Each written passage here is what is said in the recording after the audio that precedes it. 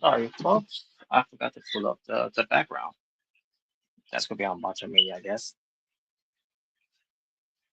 So what's going on, YouTubers? It's the Natural Born Thriller. Welcome you all to Being the Asylum, episode 200 and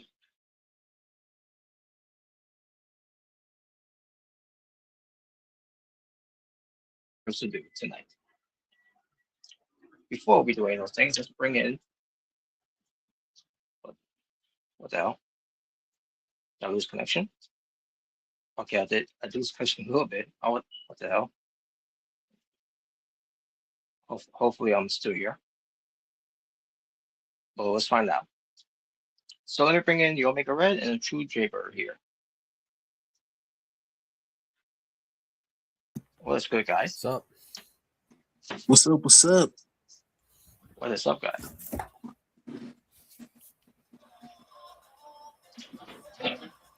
All right. All right. So what we're gonna talk about? No, fuck him. So, Wow. Well, we'll get to more of him later. Omega Red. What do you want to talk about? He ruined WrestleMania. Fuck him.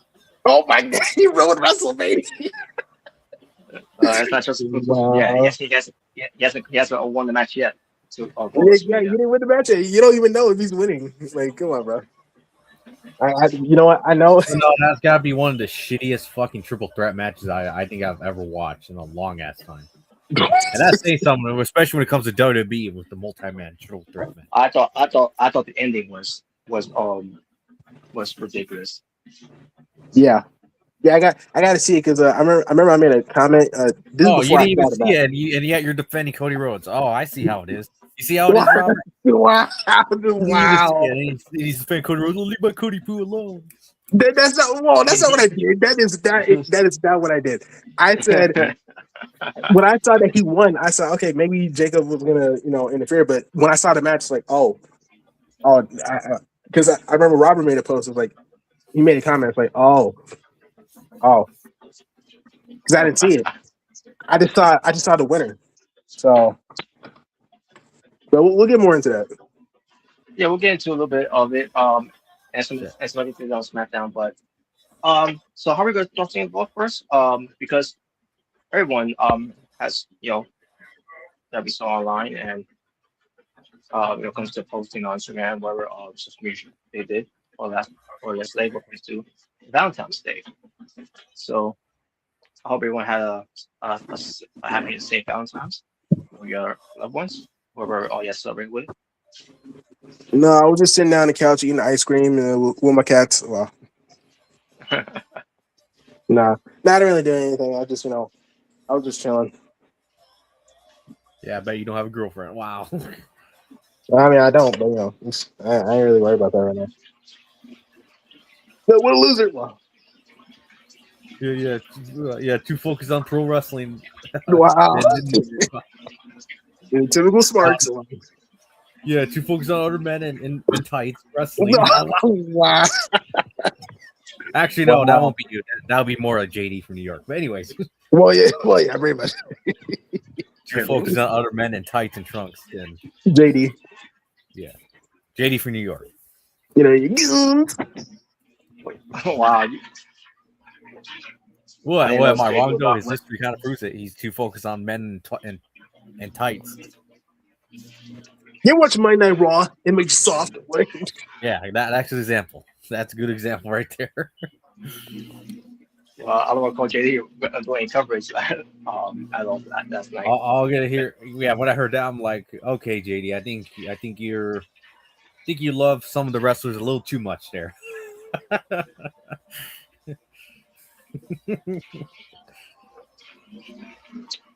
So yeah, that's basically what comes to Valentine's. That's yesterday. What comes to it. So how do we find a way to go to a points here? How we get to to this that of it. So how about we do this first? We're gonna do a little segment that we haven't done in a while called The Natural Born Theater. Because I saw some I watched some movies after me and Omega was done with the stream. Talking about last night? Also about last night, yes. Okay. So I watched this movie that I wanted to watch for a while, which is based on true events, true story, for the notorious mobster Al Capone. The movie was called Capone from 2020, which I don't think I've ever watched that movie. I don't think I've ever watched it. Yeah, it featured in the movie. That's some well-known actors I've seen. Some of them had some TV shows that I've seen, and some movies that I've seen them in movies. The one that took that I noticed of it. Well, I knew he was in the movie. But the main character, played Al Capone, Tom Hardy. Who played Al Capone? Tom Hardy played Al Capone. Oh, okay. The same Tom Hardy, he played Eddie Brock. And Bane from The Dark Knight Rises. And that's right, and Bane on Dark Knight Rises. Yep. After the Dark. Was... I was born in it. And I'll say this, as an actor, he's a way better Tom than Tom Holland. God, wow. What? Wow. What's so controversial? I think he's a better actor. I mean, he's a good actor, but I don't think Tom Holland's bad. I'm not saying he's bad. I'm just saying he's better. He's better in acting than Tom Holland. Better. And you know, more experience, and more. Oh God. Well, yeah, obviously, yeah. He's old, well. So the movie was alright. I was expecting a lot more of this movie. I thought it was gonna because I remember seeing the trailer We're a little bit. expecting shootouts with Tommy guns. I mean, they had a Tommy gun, except I was expecting the color type of Tommy gun they used for. Oh, you ever watch Public Enemies? No, I haven't. That's the movie Johnny Depp, and he plays John Dillinger, the notorious bank robber. That's right. He plays John Dillinger. Yep, notorious bank robber in the 30s. So yeah, this movie, when it comes to Al Capone, I thought it was gonna, based on seeing, what he did during his heydays when he was in good health. This basically focused more of his final days, or his final years, I should say. You're talking about when he was in prison? No, when he was out of prison, because once he got out of prison, he developed some type of health issues. One of them was him. Okay. Yeah, one of them is him. Feeling mentally ill, where he sees his 12-year-old self, and there were points where he's coughing heavily a little bit, and there's even points where he shit himself. And basically, they just made a movie just burying him. Basically, yeah. I watched this tonight. And they showed some brutal murders too, but it was only in his head. He was basically seeing some brutal murders happening in his head. And I watched this like, I was disappointed. I watched this movie because I was expecting to see, Al Capone in his prime. When it comes to how Tom Hardy is going to portray as Al Capone here. And he was the mastermind behind, obviously, the St. Valentine's Day Massacre. The real one, not the pay-per-view. But yeah, the real one. Yeah. Speaking of which I'm ready to talk about this movie right now. So, because again, if you've never seen this movie, folks, I mean, you could watch it if you want. If you want me to say if I recommend it.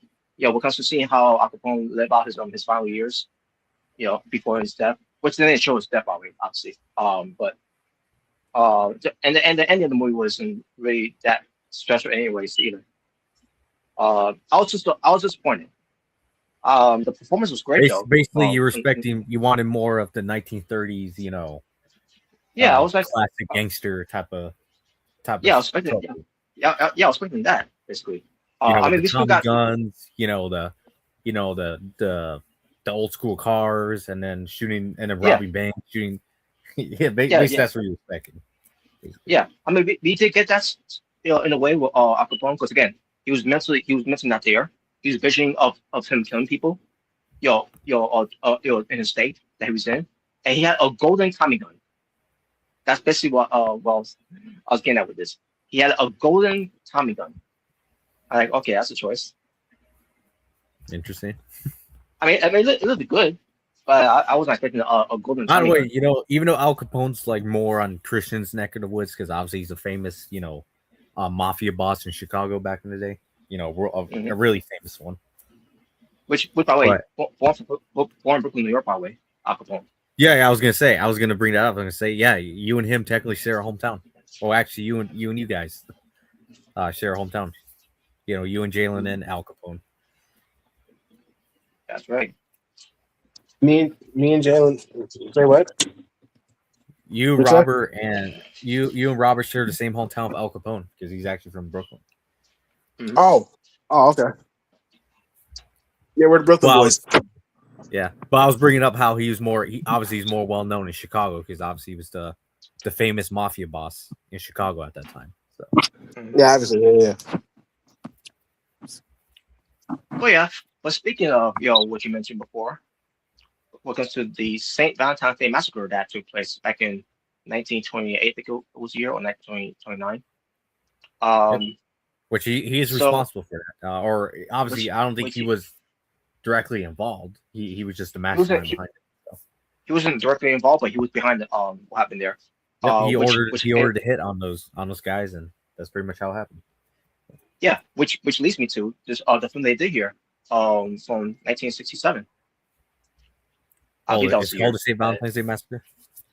It was basically called the Saint Valentine's Day Massacre, Oh, and yeah. I thought the movie was pretty well done.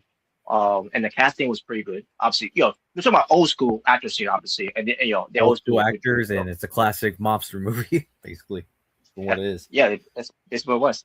And basically, it tells a story of how it led to this whole thing that happened that took place, or why Al Capone orchestrated this whole thing. Which it was all nothing but coincidence that took place of all places on Valentine's Day. Where it happened Yep. in 1928 or 1929. I can't remember which year it was, but it was basically it was retaliation to happen to one of Al Capone's friends that he was associated with that got murdered at his home, like literally in his home, with family there. Mm-hmm. Yep. So yeah, that movie was a masterpiece. And the way how that how we got to it. You basically had a narrator too, by the way, a narrator who was explaining to those who they are, and what the backgrounds and everything, and then when they died and all. And they talk about what comes to those that did get killed from the St. Valentine's Day Massacre. Talks about where basically I'll talk about on the morning before St. Valentine's Day Massacre. Where some of them was looking to was going to turn a new leaf, or some of them was going to but it's still the same way or whatever in a way. And then obviously when we got to that scene where it happened, where they're all taken out, and I feel bad for this one guy who was a mechanic for them, who really wasn't really involved with what they do. I feel bad for him because he leaves kids behind, and it's one of those things where if he was never involved with these gang men at that time, while he's fixing the car, whatever, and drive, and then it was also showing him driving one of them, but I do feel bad for that guy, who unfortunately had nothing to do with what they were doing, and unfortunately to his demise too. But basically, Yeah. it's focused on Al Capone, and the rest of the other names of mafia bosses as well, mafia members, I should say. And yeah, it was a very good movie out. I recommend also for those that want to watch that as well. Awesome. And one more movie I saw, which I've seen this movie plenty of times before, and I've seen it again, and it never gets old. It's Valentine's Day from 2010. Oh yeah, I've seen that movie before. I've seen it. Hell yeah! It's been a long And time, but I've seen it before. it's been a while for me to watch it as well. I watched it last night as well, and I like It's a it. classic. Yeah, Well, I mean, it's a I classic. can't believe I'm seeing a classic for a 2010 movie, but Mhm. at this point, I mean, yeah, basically it's a classic. Yeah, Yeah, that's how And time goes by fast when you're calling that classic. And it's from that's right. 2010. That felt like it didn't Yeah, even come exactly. out Yeah, so long ago at the same time. exactly. Yeah. But yeah, but after watching it again, I'm like, yeah, I fell in love with it. Good movie. When I first saw it, and still to 2026 here, yeah, still in love of watching this movie as well. Um, just a lot of good stories they tell. They were telling of the cast members that were in there. Yes, I know some people feel differently about Ashton Kutcher, you know, believe me, I do too. Um, Yep. but also other actors here as well, um, and actresses. Obviously, we end up seeing them in other movies like this again, because 'cause obviously Valentine's Day is one of those films that also you know, I believe it's the same director. I think it was. When it comes to doing other movies like New Year's Eve and Mother's Day, if I recall. I believe so. I But, can't remember. So. uh, well, either way, yeah. So yeah, I still enjoy the Suit Tuesday. So let's get to the movies there, folks, and that will conclude your Natural Born Theater for this one. And with Yep. that, we get to segue to something that has something to do with Valentine's as well. First off, we're going to talk about the women's Valentine's Day Battle Royal for the Asylum Wrestling Federation. Yep. By the way, the And boy, men's I I got did upload. By the way, I did upload the men's. yeah, you did, and we'll get to that as well. Okay. So the first one came out was Kristen King, Yep. followed by Kristen King was La Primera, Stephanie Becker, Yep. and Stephanie Becker, her theme music that WWE got rid of. I think it's called Bury Me. Basically, This is what the song's called, Bury Me. that- Her old that theme was it. song? Yeah, it was Yeah. called Bury Me. So Bury Me. in the bedroom, I mean, who wouldn't want to? But anyways. But by the way, I saw tell pictures. me, tell me what I'm telling lies though. Yep. But why I saw a picture of Stephanie and Miles together on Valentine's Day. So He's a lucky good fucking guy. He is lucky. yeah, yes, he is. Oh, sweet. He really is Randy Orton's son. Yeah, exactly. Yeah. Hey, no, Hey, you know what? Hey, Kyle Fletcher's lucky too. He's dating Sky Blue, if I'm not mistaken. Oh, really? Wow. Yeah, because she they've been out for a while. Yeah, for a long time. Oh man, those guys got some nice thick women, man. They really are the sons of Randy. For real, bro. For real. I mean, have you seen Randy Orton's wife? Like, holy shit. Yeah, I've seen it. Yeah, they look good. Oh yeah. But anyways, Robert, continue on. And then I was gonna bring up with the whole separate care of her theme, compared to her theme that she got in the video game, compared to what what they decided to give her on the main roster. It's fucking bullshit. The theme song's trash. The new one they gave her, it's trash. Yeah. I'm gonna say the old one. The old one called "Bury Me." That one's way better. Way better. It is. And her new theme is so generic. It's fucking this. It's one of the most disgusting things I ever heard. And I heard a lot of disgusting things in in WWE when it comes to Death Rebel. Yeah.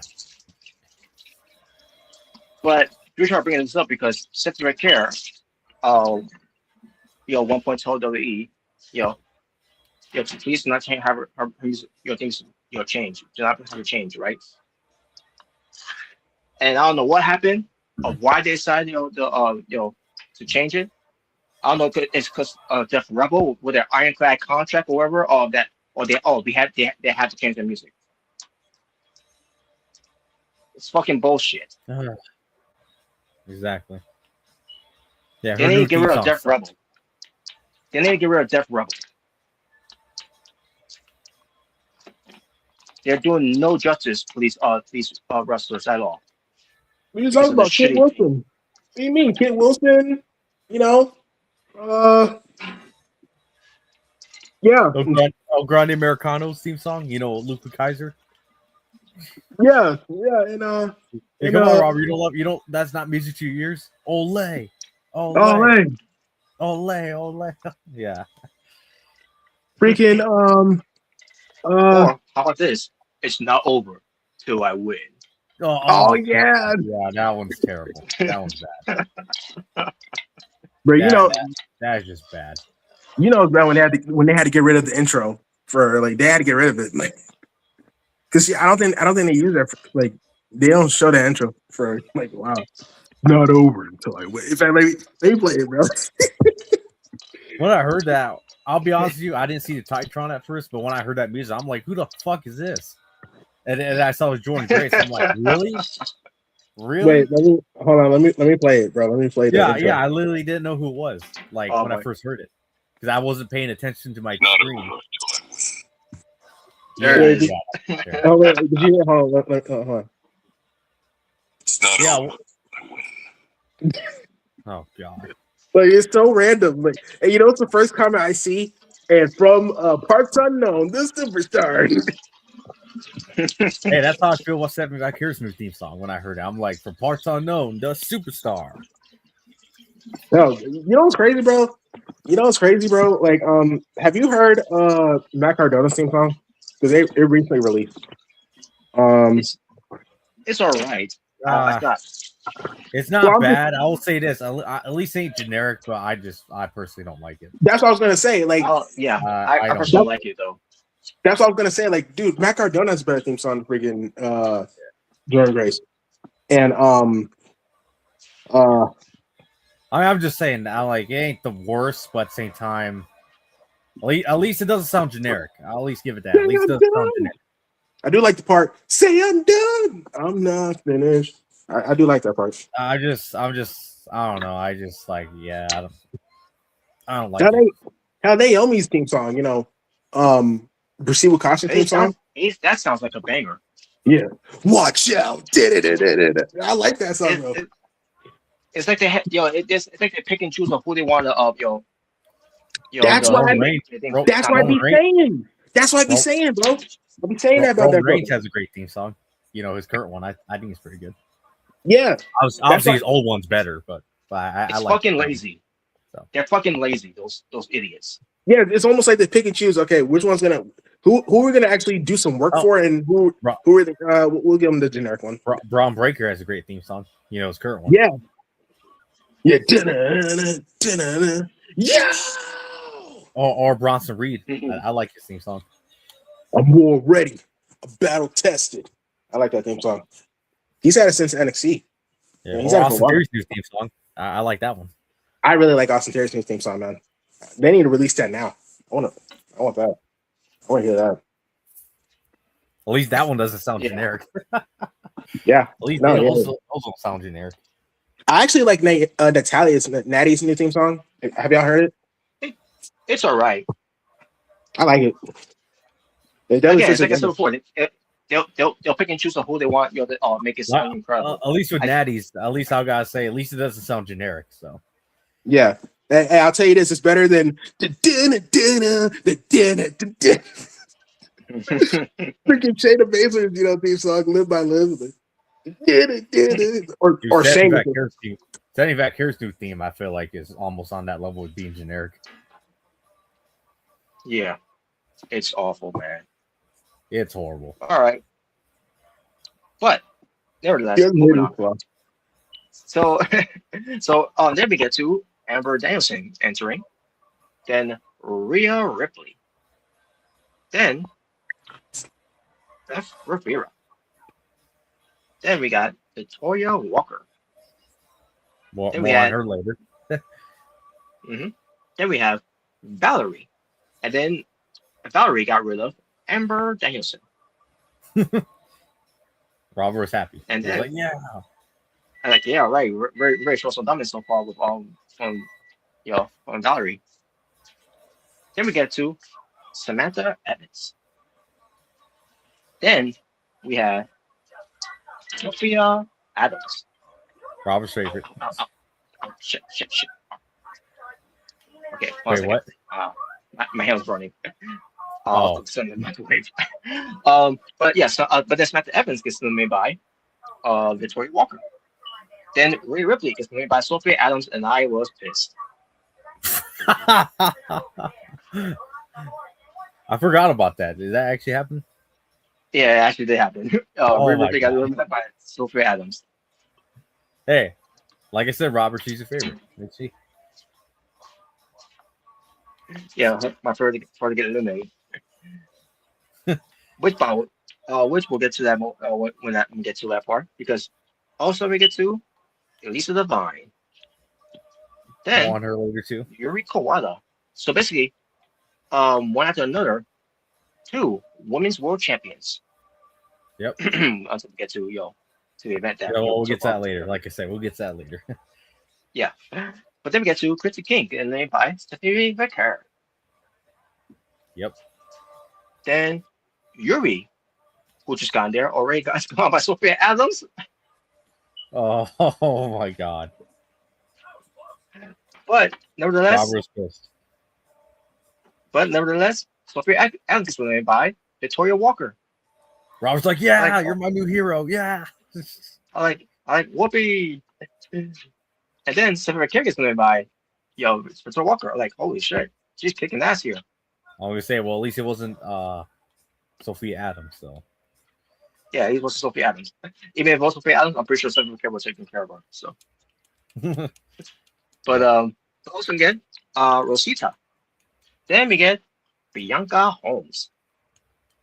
And then it was short-lived for Rosita because she got in by Victoria Walker. Like, wow, Victoria Walker, she's kicking ass here. If you notice that in the midway in that match, the Chemical X basically dominated the whole match. Pretty much. Which I bet you love to see, right? All 3 of them dominating. Yeah. And then Beth Rivera. Then we get Smith King coming in. Then Beth Rivera gets eliminated by Elisa Divine. Yeah, they were dominated. They were definitely dominating. Then we had Lisa Rodriguez, excuse me. Then Tessa Dinkins. Then we had Stargirl. Yep. And then Tessa Dinkins was eliminated by Victoria Walker. Stargirl was eliminated by Elisa Divine. Like, holy shit. Chemical X. Dominated. Getting it done here. Yep. And then also when Brittany, the princess Brittany comes in, then Lisa Rodriguez got eliminated by Elisa Divine, and then it was all over for Victoria Walker because she got eliminated by Serena King. Robert sad, like, then, no. Yeah, I was gonna say the domination was over, but then we get to Brittany Grant got eliminated by Valerie. And then Valerie got in by Serena King. Like, damn. Just when Chemical X was dominating, all of a sudden they were losing domination. Hey, well, it's better than the Pure Fusion Collective or whatever the hell they're called. This year, what you call domination? Oh yeah, better than when they quote unquote dominated the Rumble. You talking about they did dominate? They beat up everyone and then eliminate everyone. That's dominating. What? Oh god. Yeah, they only got one elimination, and ooh, impressive. Yeah, it's better than nothing. Like Maxine Dupree eliminated, and that was basically it. Yeah, that's it. So. Yeah, Maxine Dupree. Yeah, Maxine Dupree. Or rookie. That's still impressive. Wow. It is impressive. Impressive. Yeah, I was gonna say, oh wow. Right, because Maxine Dupree was such a big threat in the match. Thank you. Actually, I'll do it anymore. But so what was I? Oh yeah, so Brittany Grant got eliminated by Valerie, and then Valerie got eliminated by Serena King, and then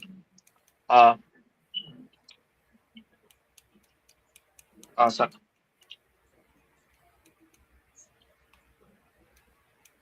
I'm having a brain fart here.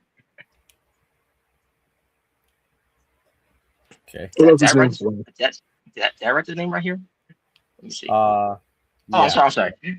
Yeah, I just spelled it wrong. Sakura. Yes, I spelled it wrong here. That's why. From Street Fighter? What? No. Sakura. No.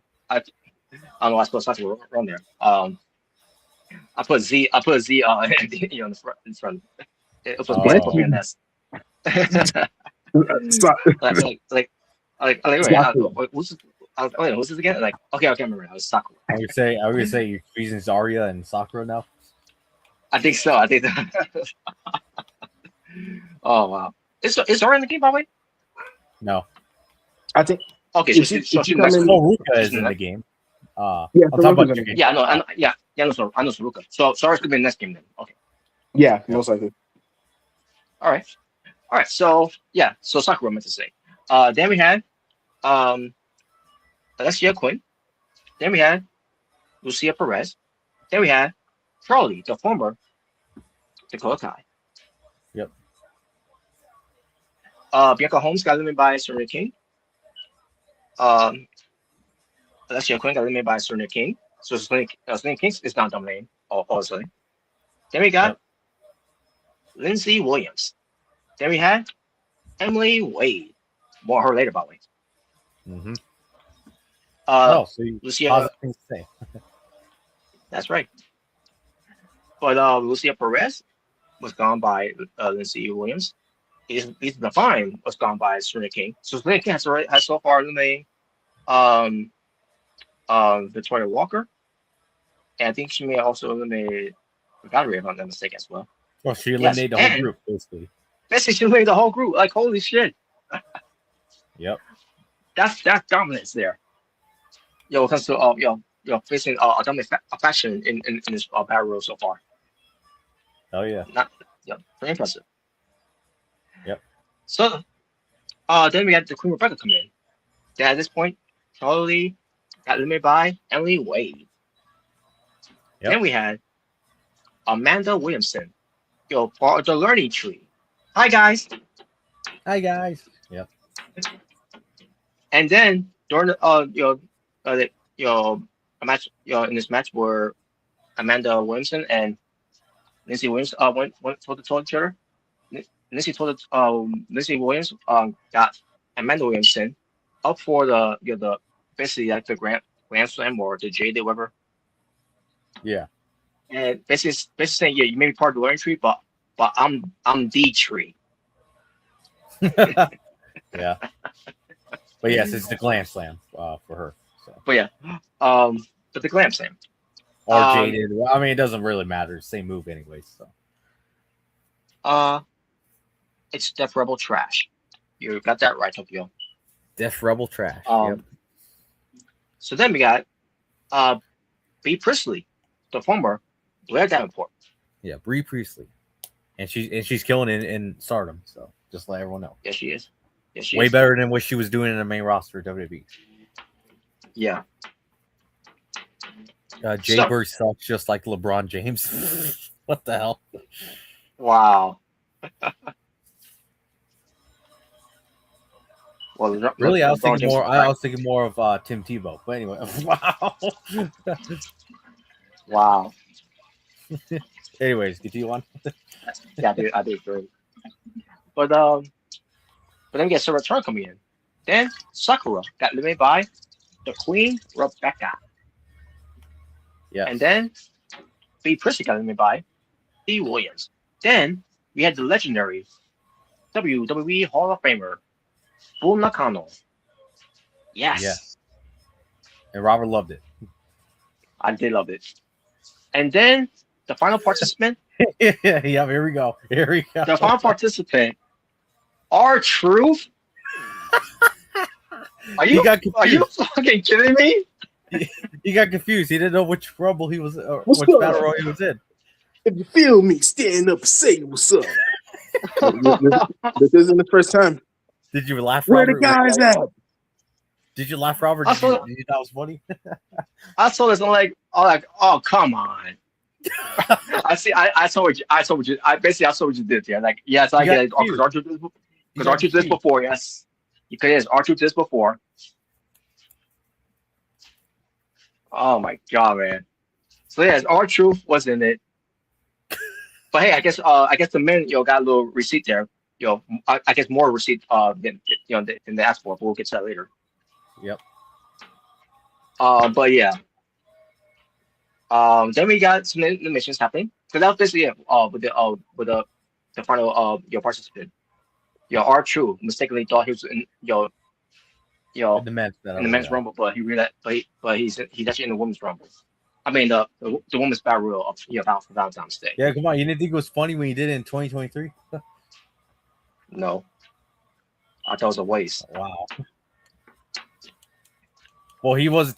Well, remember Valhalla was entering, and then he came out. Remember? Yeah, I remember. Yeah.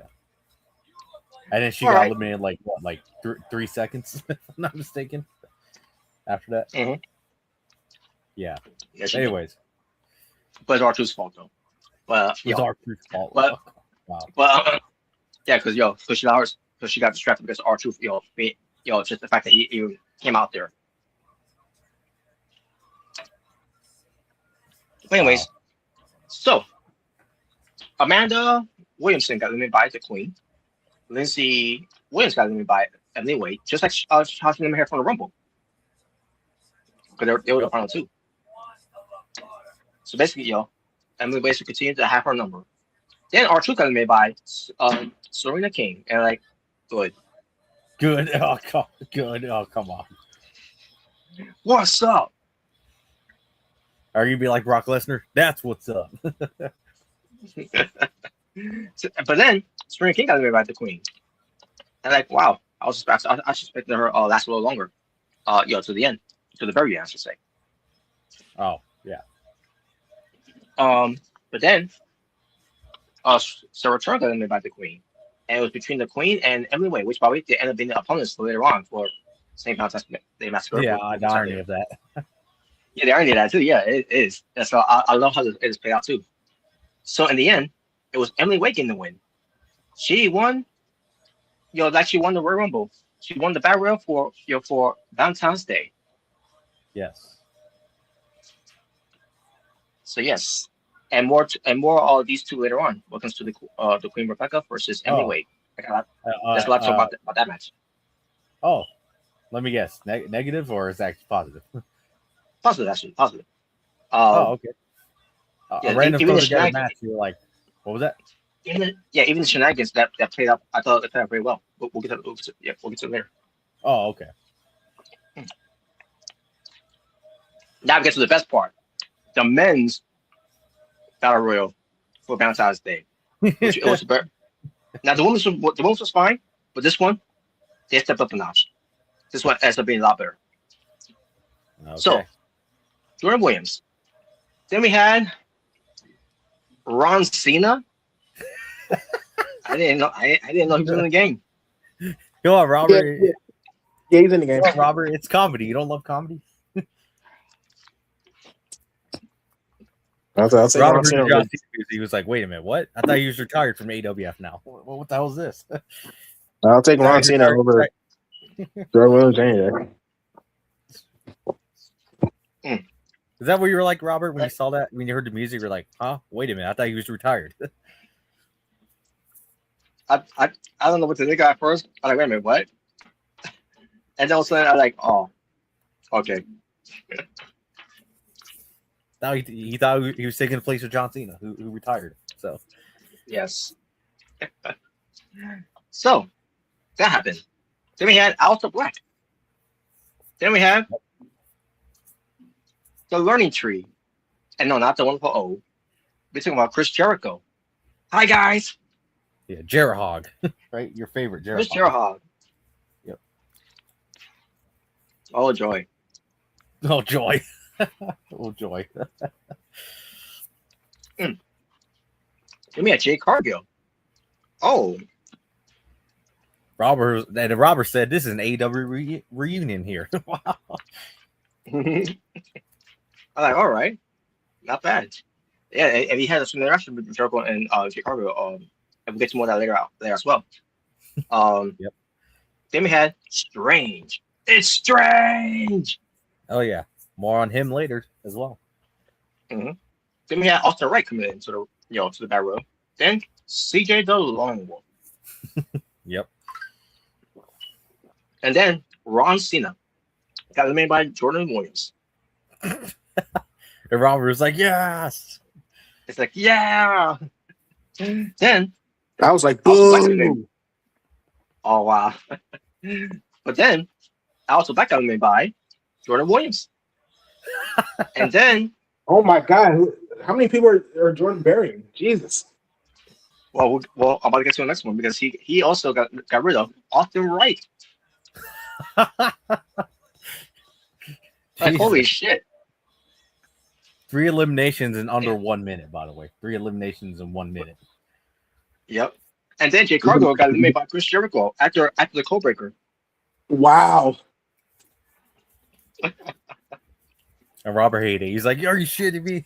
I was like, whatever. Oh, wow. Really? Wow. But we had George McIntyre coming in. Then Robert Garcia. Then Damian Hernandez. Then Starboy. And then at this point, CJ the Lone Wolf got eliminated, by Chris Jericho. Robert laughed. And you laughed. And all I can say is, I pray for this to happen. I pray for this to happen. I'm sorry, but who's the Drew McIntyre in this feud now? Who is it now? Who is it? Yeah, are you the heel now, Robert? Or are you just like, are you just basically playing the part of CM Punk, basically just antagonizing him? Maybe I could be doing that as well. Just hope it doesn't bite you in the ass, though. That's all I'm gonna say. Just hope it doesn't bite you in the ass. Wow, we'll see. But then Jordan Williams gets eliminated by Drew McIntyre, followed by Chris Jericho by Drew McIntyre. I'm like, bye. Bye. Thanks for coming. Bye, Jericho. By the way, if Jericho does return, do you really want to see him and Drew McIntyre have a match? No, I don't want to see any match with Jericho. More or less, do you even want to see Chris Jericho beat Drew McIntyre in a match?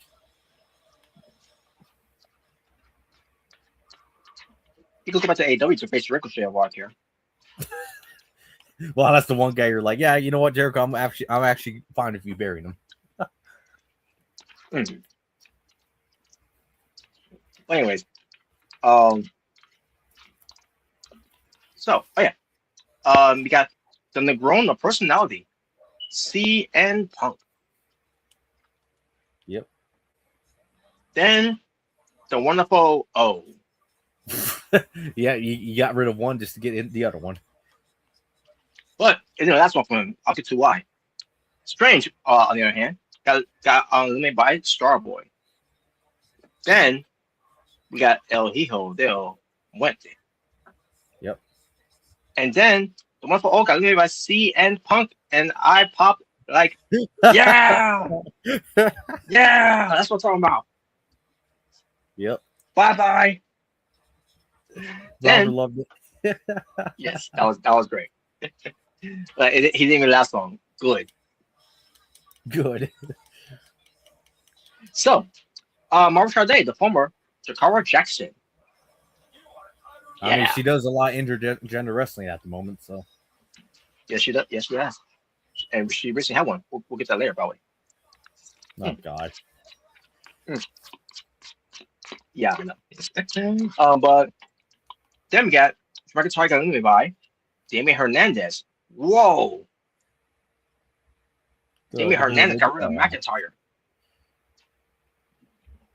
You talking about the vanilla midget? Wow. The vanilla midget. Oh, man. Then the WWE World Heavyweight Champion, Roy Kawada. Hell yeah.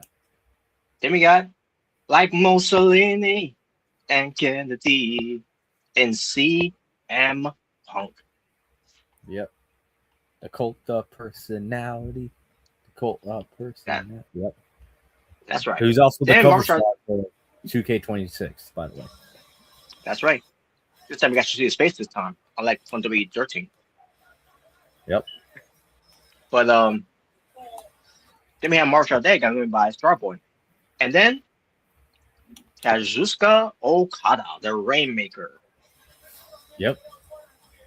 Robert loved it. So Okada got so happened. Yes.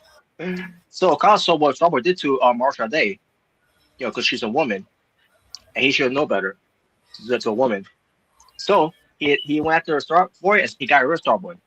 And Okada said, "I'm so sorry, bitch." Yeah. Star bitch.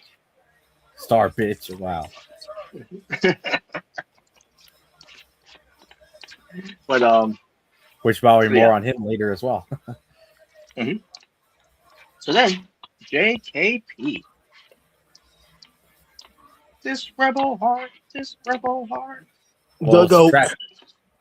Unfortunately, it was the trash version of Rebel Heart. JKP. Yeah, that music. Yeah, that music. The Death Rebel version of Rebel Heart, which is trash. I make it work, but that's how great I am. I make it work. This rebel heart. But yeah, then we got Natural Born Thriller come in. The PWTF World Champion. Yep. UP. Oh wow! Why do you say it like Wow. that? Why do you say it like that? He's a god belt. Wow. I'm gonna get one soon. I'm gonna get a belt soon. Right, we'll get to more you later, probably. JKP.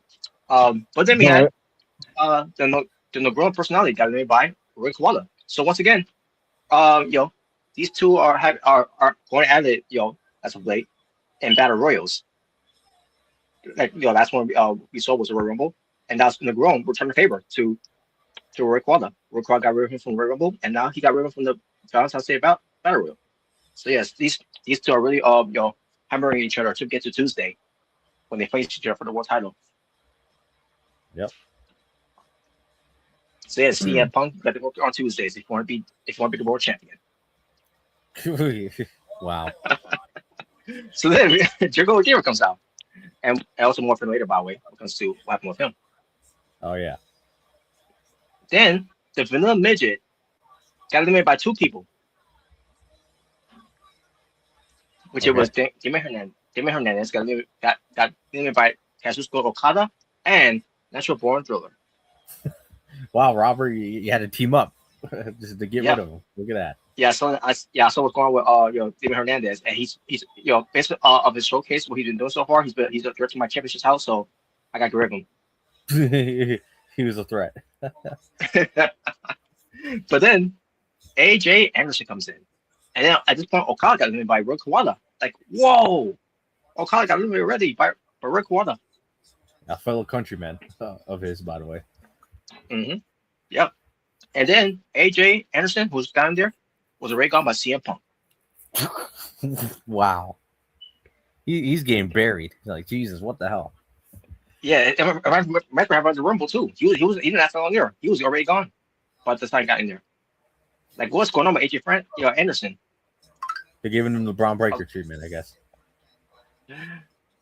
Is he that lost that he lost MVP? In the rest of her business. I guess so. I don't know. I don't know, man. He needs a rebound. But then we got Rhea Ripley. And like, yes. Yep. And based on performance here, I wish she would have won. Really? Yeah, I wish she would have won. She was taking that. You're just jealous because she didn't give you a riptide. Wow.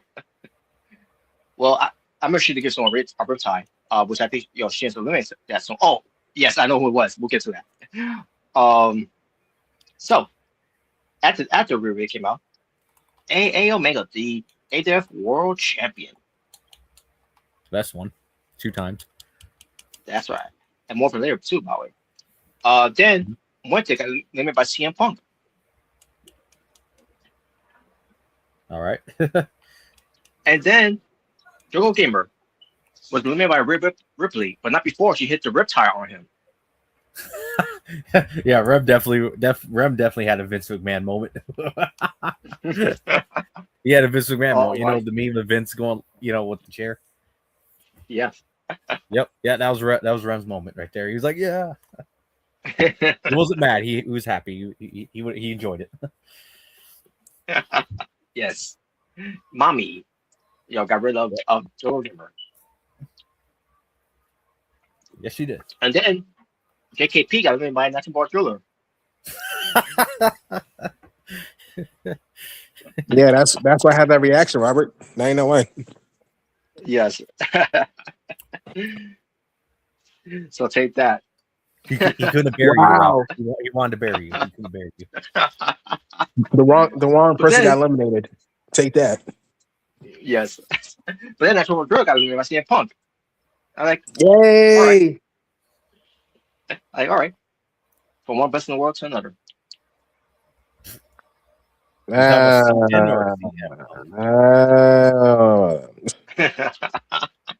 Well, you got eliminated by CN or CM?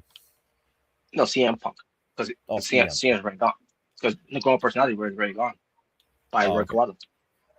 Then Maximus comes in. The big learning tree.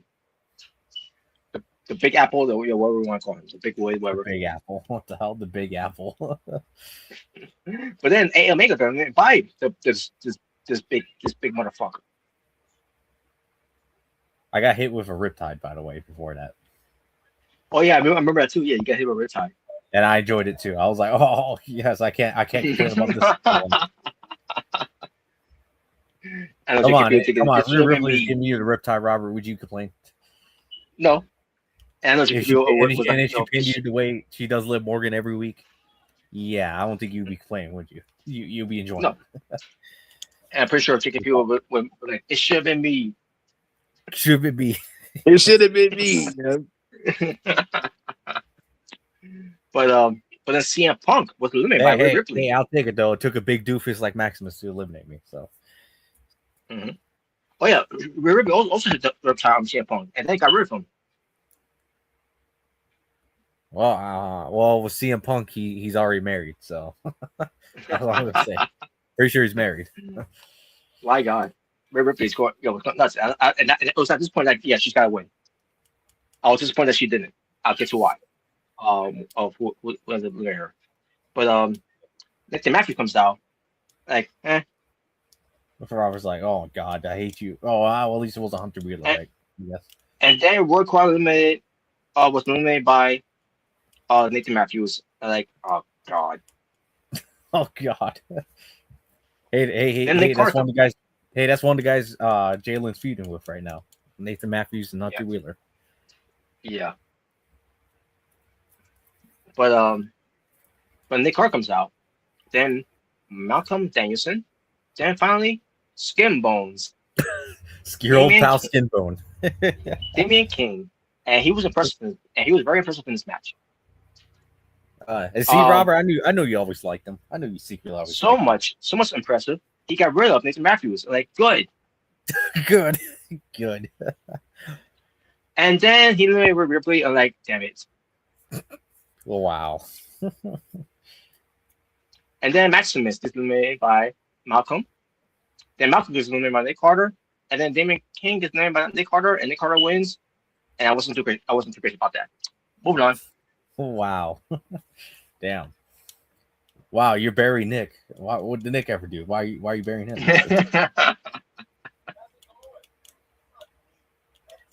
I guess better than him than Caesar the Lone Wolf then. Oh, well.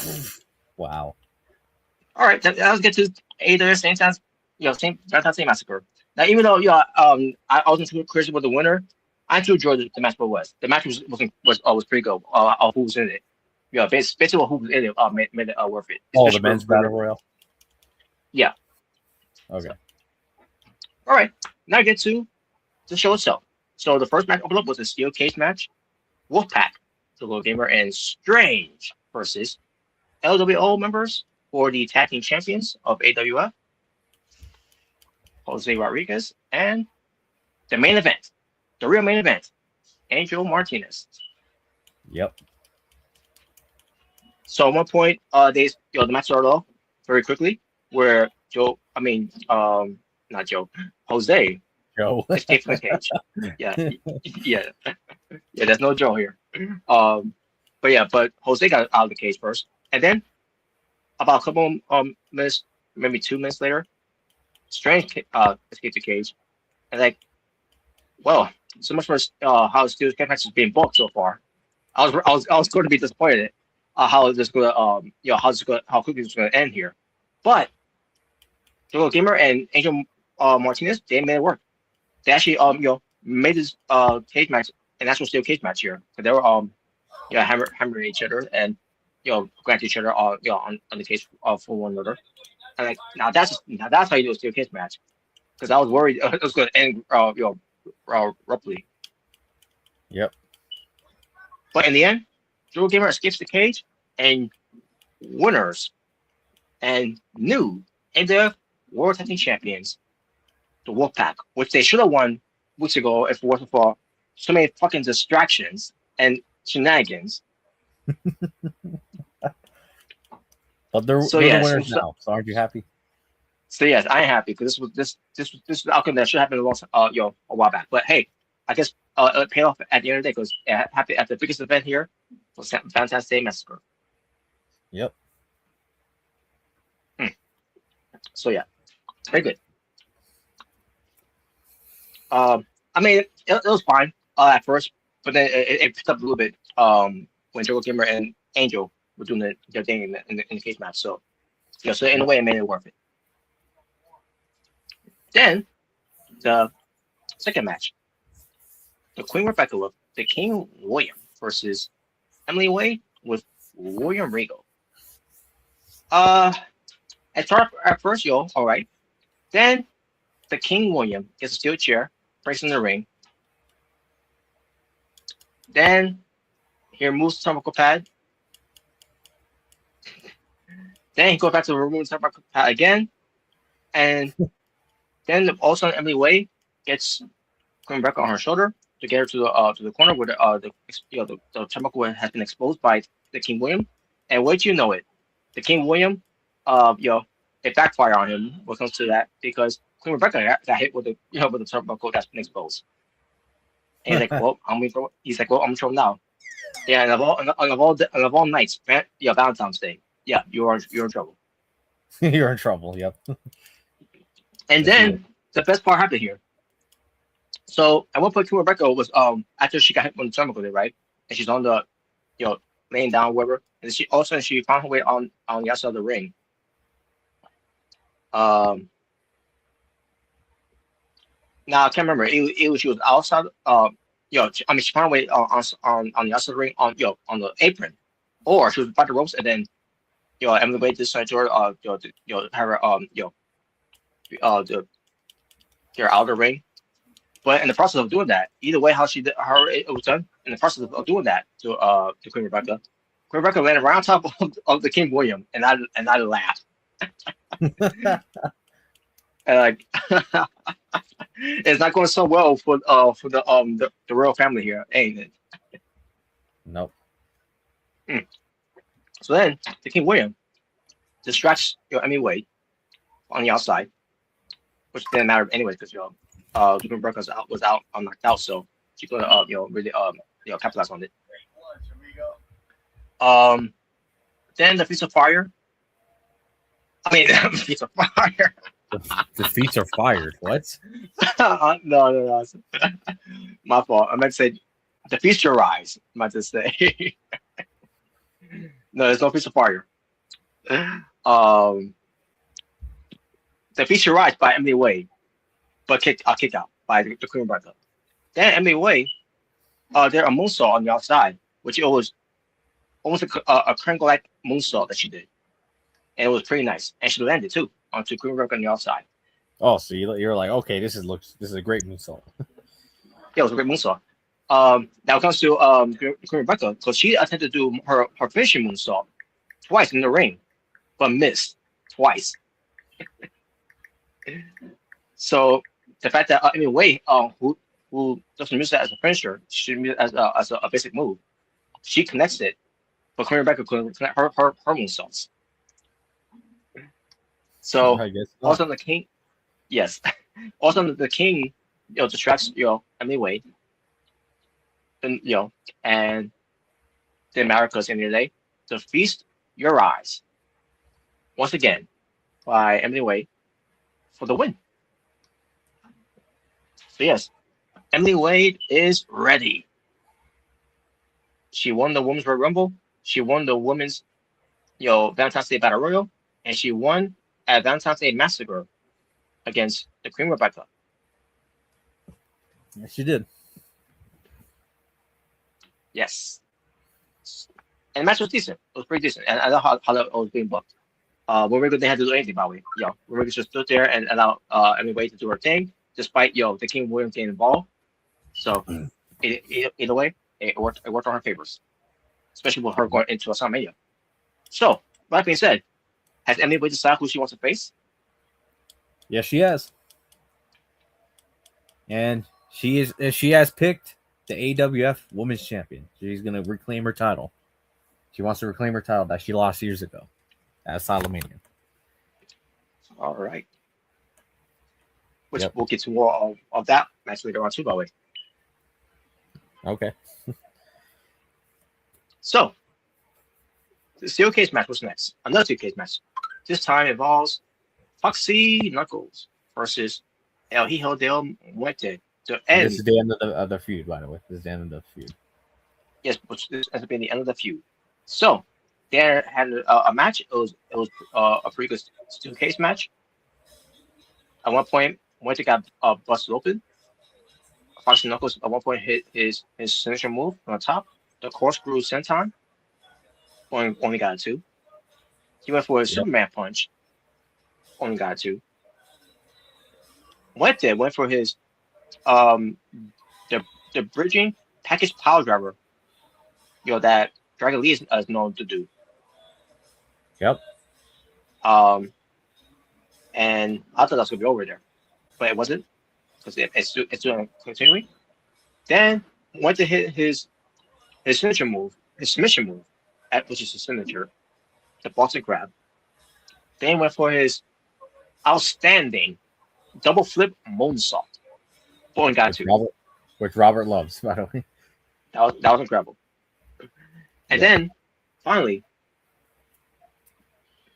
Foxy Knuckles with a knockout punch for the win to end the rivalry, the feud. Yeah. So would you say the right guy won then? He needs to win because if he's gonna be in the main event at WrestleMania against the PWF World Champion, then he's got to build up some momentum. And this is a good start. Win the Rumble, win to end the rivalry or with El Hijo del Muerte. Yeah, that was the right outcome. And would but you say he's this is still the best not ready. Oh wow, come on. I was gonna ask, do you think this is their best match they had against one another? Oh yeah.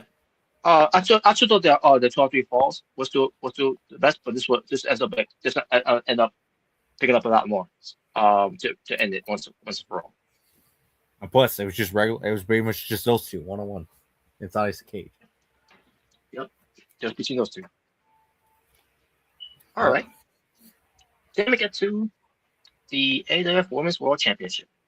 Victoria Walker from PWTF versus not Emily anymore. Wade. Well, we'll get to that. We'll get to why. I mean, yeah. But against Elisa Divine, basically the Chemical X, members. Yep. Which, by the way, former tag team partners, former tag team. I mean that's two partners in a way, but I'm gonna say they were former tag team champions. Yes.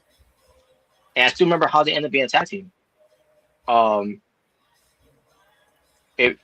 just because they were paired together, because to crown the first ever tag team champions, which they ended up being first ever champions. But how they ended up being a team at first? But in case I remember how they ended up being a tag team. It was, I believe it was the Battle Royal or Royal Rumble from last year, whatever. I'm pretty sure it was the Battle Royal. where Emily, I mean not Emily, it was Lisa Divine, can we do a poison mix to someone, right? And this was the time where that Victoria Walker just about to get in the match here, which she did. She was next to get in the ring, in this match, and then you know she went right into the poison mist by is the Divine, and that caused her to be eliminated from the match. When Yep. someone took advantage of her, and obviously East Divine felt bad about what happened to her. It was meant for someone else. It was not meant for her. You know, so she wanted to make up to her.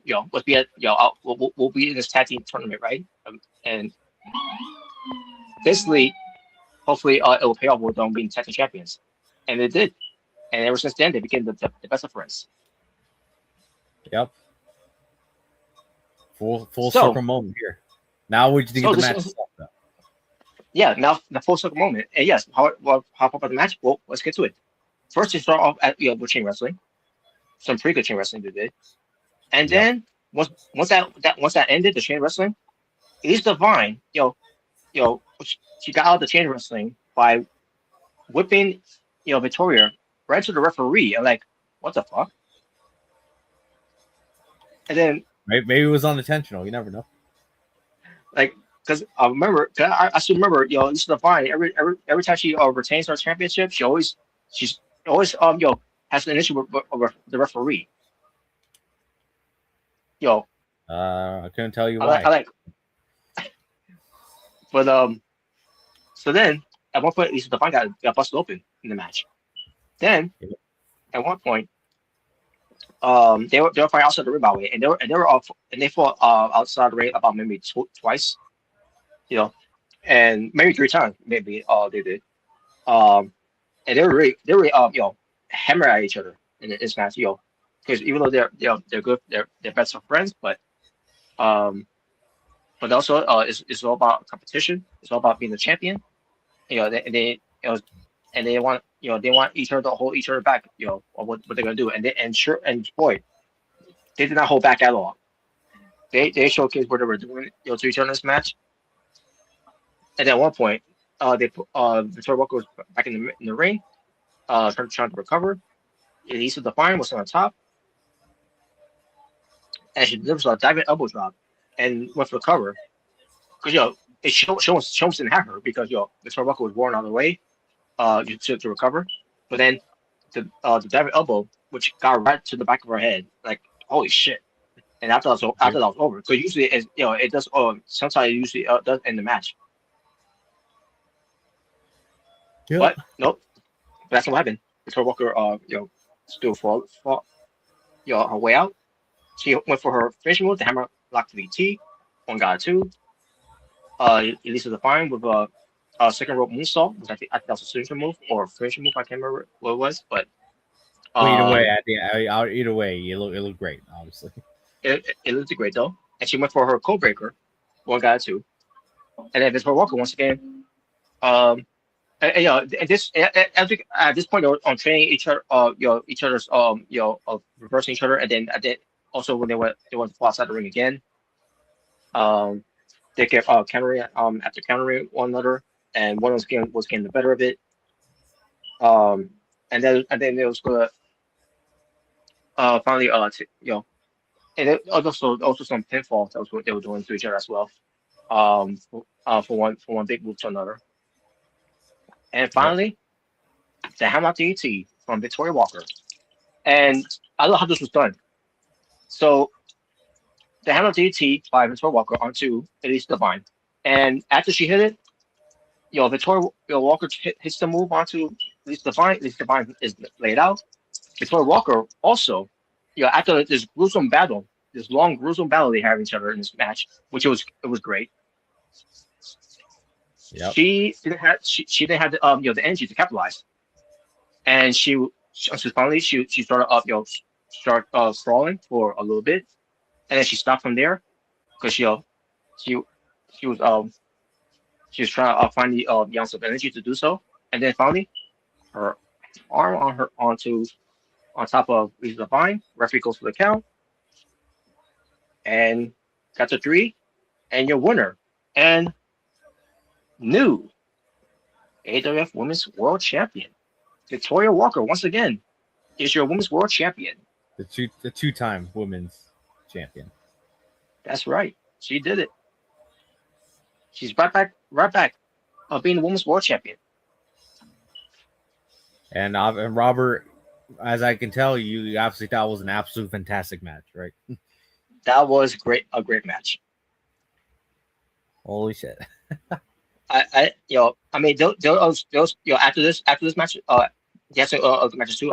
But if you ask me, I don't think the other 2 matches that came afterwards didn't follow up what they did. Not in personal, but I'm just saying. The women's killed it. The women killed it basically. Those 2 women really killed it. So props, for both.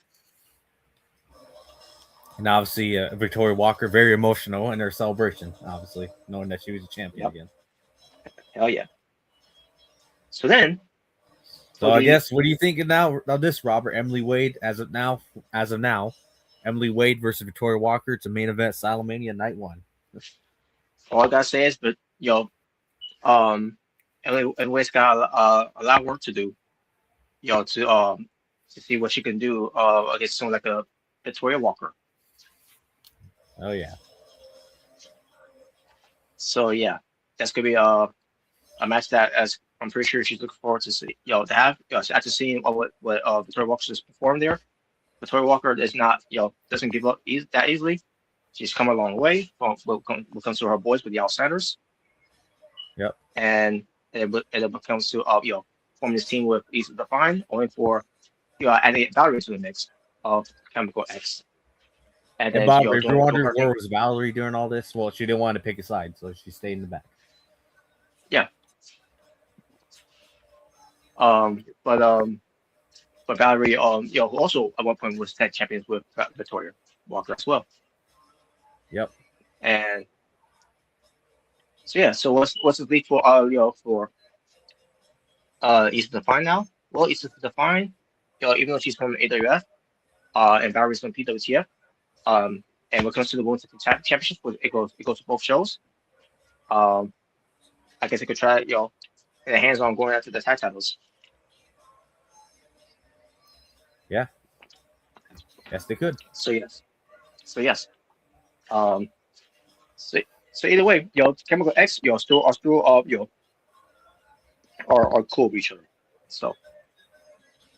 Yep. All right. Now, the AWF Intercontinental Championship Open Challenge. Angel Martinez. I forgot. I was gonna say I forgot to edit the image to make it a mystery, but I forgot to. Oh yeah. But it was Angel Martinez, and his opponent who accepted the Open Challenge was the Rainmaker, Kazuchika Okada. Yep. And he came out with his AEW theme song, by the way. Yes, he did. Yeah. So, Okada, with his Okada dropkick, and when he did that, also Angel Martinez started powering up whatever he was doing, and Okada, he did the whole "I'm so sorry." Yep. Basically, cowering like a coward,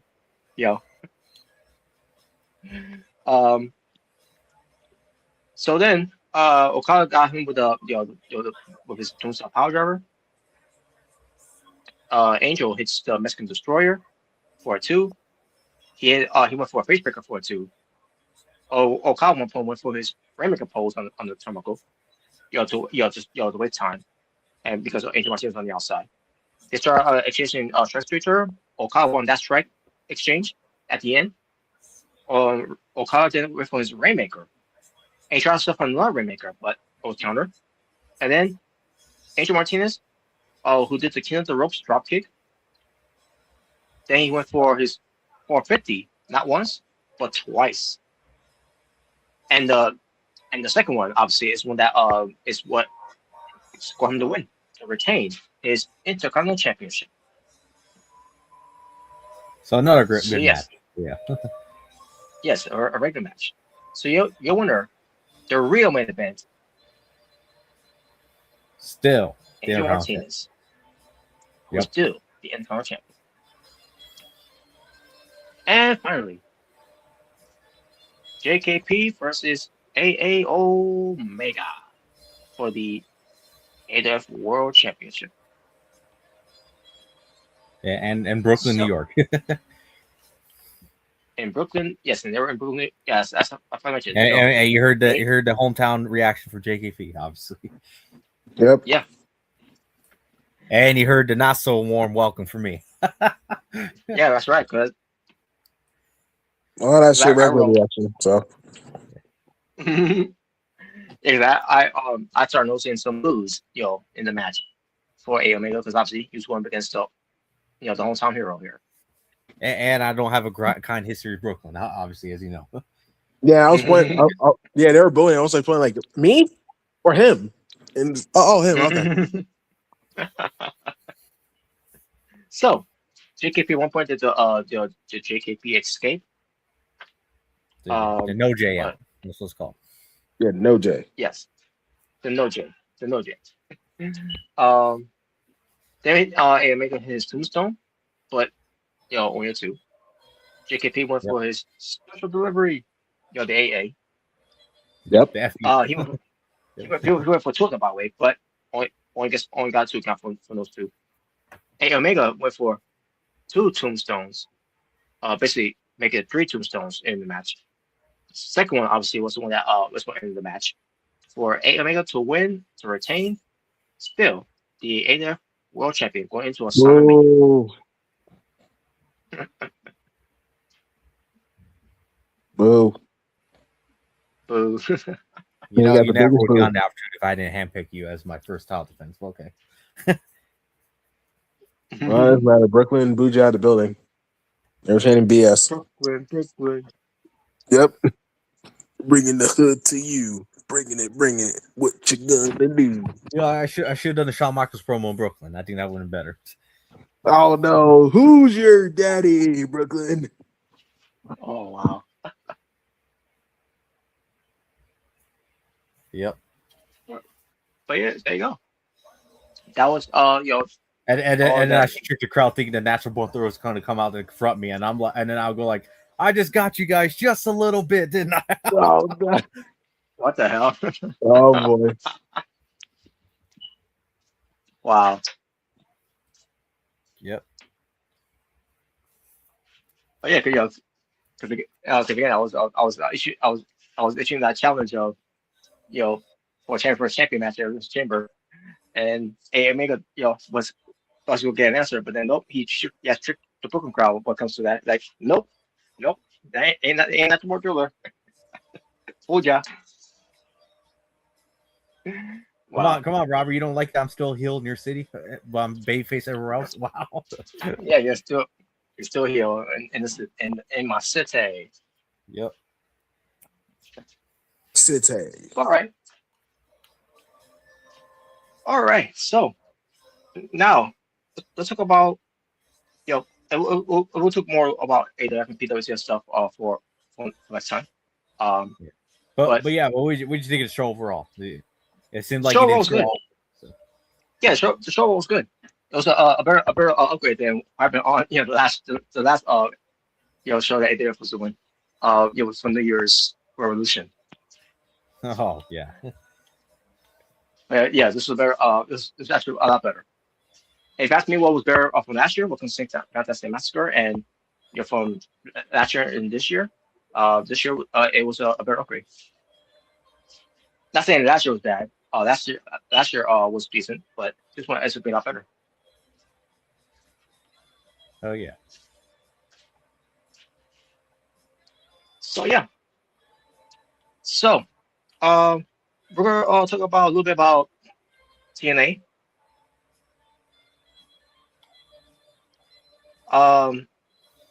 Basically, what comes to TNA wrestling, Marshall Day versus Ryan Nemeth, they had their intergender match, and it was a street fight in New Mexico. Ryan Nemeth was wearing a T-shirt of of Ann Kaufman's. If you remember all that the T-shirt Yeah, that and says, something.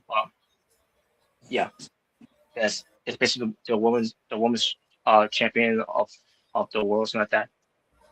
Oh, Um, and like, okay, I see. He's basically trying to say he's Andy Kaufman against Marshall Day. Like, sure. no, couldn't lace up his fucking boots. Get the fuck out of here. Mm. Yeah, so the match happened. They did some street fighting and everything. My big brother. And he just said that, by the way, my big brother in the match. So they use weapons like kendo stick, steel chair, and then there was a bag with a bag of no, not a bag of thumbtacks, by the way, but a bag of lollipops. What? Lollipops. Yeah, because Marshall Day. Lollipop. Oh yeah, because she does, yeah.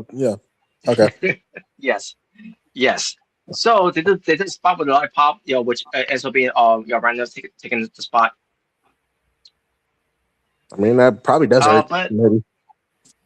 yeah, maybe. And then in the end, Marshall Day won the match.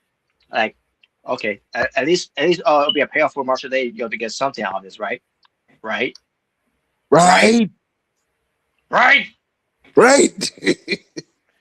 We'll get to that.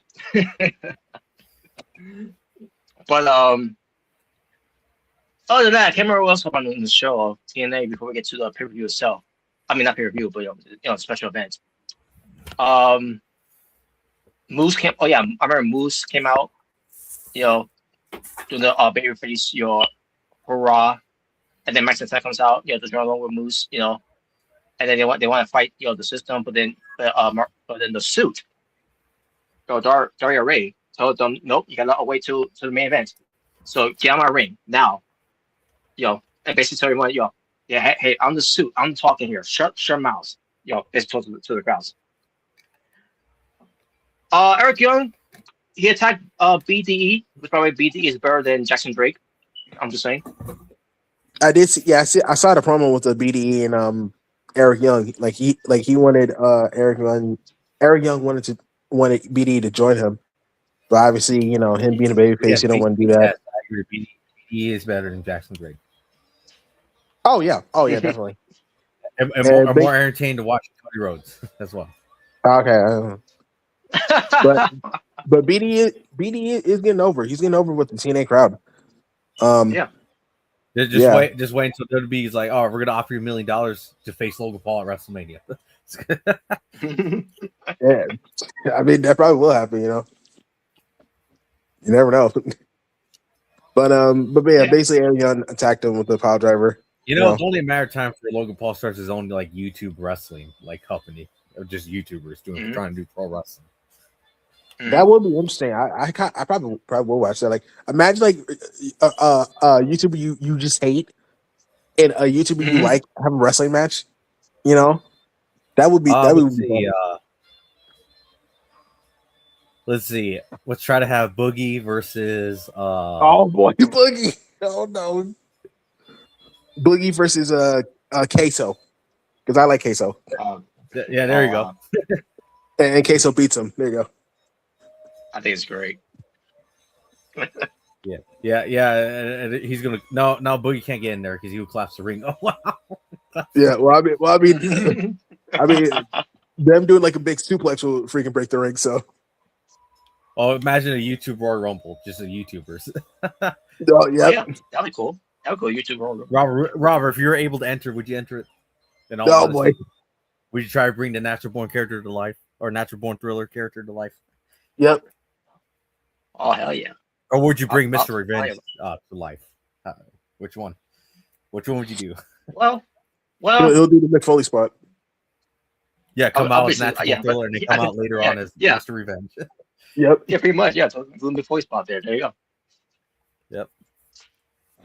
All right. But yeah, like Jaber said, Eric Young gave BDE the power driver, and then also got officials coming out, the referees and the securities.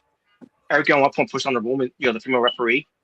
Yep. And then that got a big reaction. And he put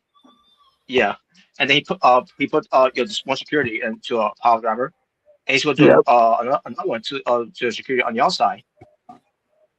Which I think he did. I think, yes, Massacre he did. I think he's arguing with a fan in the crowd. Oh boy. Yeah, like yeah, which Oregon is always great doing that too. Oh yeah. And then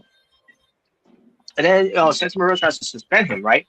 But then the suit, Dorian Yep. Reyes said that he's not going to be suspended. And I'm like, what? Wow. He attacked the ref, and he didn't attack the ref. He shoved her down, but he let down school securities, and he's like, we suspended for that. Maybe she likes it. Maybe she likes it. Carnage he did. Yep. Santa Maria actually trying to do his job here, and he's been overruled for that. Man, that's what happens when you're Karen. You know, she's the Karen of TNA management. Well, nevertheless, in the rest she won't allow that to happen because everyone's gonna have a Massacre, BDE, which we'll get to that when we get to No Surrender. Well, speaking of which, I just thought something. If training, Naomi was still in TNA and Dario was around, you already know that they'll run that back. Having her against her. Yep. Wow. All right. Those are basically some notes I want to bring up when it comes to TNA. I mean, those will be some notes I'll bring up as well when we get to No Surrender. I'm gonna basically let all that something to happen on TNA into the show itself. So that being said, No Surrender was on Friday the 13th. Yep. And the show was. And the show what? You said the show. The show was. Wow. What the hell? Well, let's get to how the show was. What came to how it was being portrayed as. So they were in Nashville, Tennessee, and so and there was about maybe 3 matches. I'm sorry, not that. I would say 2 matches because of the pre-show. Now the pre-show, I didn't watch the pre-show, but you had the Sinner and Saint. They defeated someone named Brad Attitude and TW3. Okay. 6 minutes and 50 seconds. What? Yeah, someone named Brad Attitude and TW3. The man is starting up. What? Yes. I don't know who they are, but they lost they're probably better than Jackson Drake. So who cares? Hey, you know what? Hey, if Brad Attitude goes to WWE, they're gonna change the name to Brad Ruthless or Brad Aggressive. Or no, Brad Generation, like new generation. Wow. Oh God. Or Brad Reality. Or Brad Reality, yeah. Brad PG. Oh God. Oh boy. Oh God. But they lost to Saint and that's technically an era of WWE, the reality era. Yeah, that was the era. Yeah. But they lost to Sinner and Saint, which is Judas Icarus and Travis Williams. And then Frankie Kazarian, he defeated Allen Angels. The same Allen Angels that they haven't booked for years. I can't remember last time they booked Allen Angels, the former Dark Order member. I was gonna say, when was that's a name I haven't heard in a long time. Yeah, it's been a while. Yeah. But Frankie Kazarian, he won in 2 minutes and 20 seconds. So okay. That's basically what he did. Basically squashed them. What the fuck? Okay. So, Knockouts Battle Royal. This opens the show actually. Knockouts Battle Royal opened up where the winner will get a future shot at the Knockouts World Championship, which probably more of that later was the Knockouts Championship. But the match lasted 7. Yeah. Omega knows what I'm talking about. But the match lasted 7 minutes and 54 seconds. Now, before I get to the match itself, I was tuned into the show. Okay. And obviously, they run their shows on Triller TV, and I'm pretty sure also they do on their Yeah. TNA Plus as well. But Yeah. of what based on what I was seeing on the link from what I was watching, it was on Triller TV, and for a reason, I could not hear the commentators. Wait, really?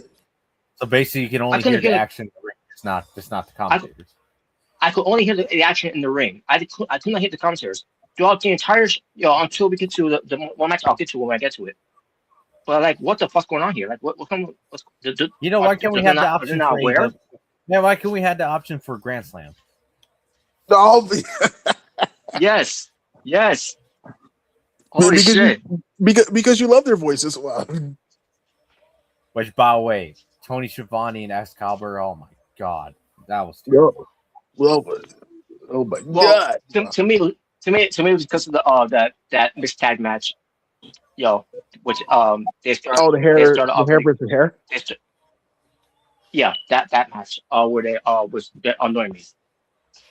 Oh, he has beautiful hair. Oh. We'll get to it. That's literally what he said.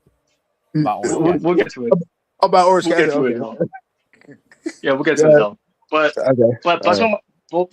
the show No Surrender. I like. Do they not know what's going on? What comes to the audios of the commentators that it's not picking up? Was a problem from Triller TV? This TNA wrestling. Well, Robert, unfortunately, TNA is a joke now. So that's the thing. This is the first time it happened before. This happened a couple of times for TNA in the past. I can't remember how long it's been, but it got ridiculous. Again, from the opening match here. So we'll get to where they start realizing it, and then also it came back. We'll get to that. How long it took them for them to finally fix that problem is fucking ridiculous. That is crazy. But anyways, let's get to this. So the knockouts. Again, back row to see who's going to be no contender. So you had Jody Dredd, Tessa Blanchard, the races. Oh yeah. You got Alicia Lucas of Folks, the crack. Yeah. No boy. Yep. You got I guess I call her now as okay. No, never mind. That's somewhere else.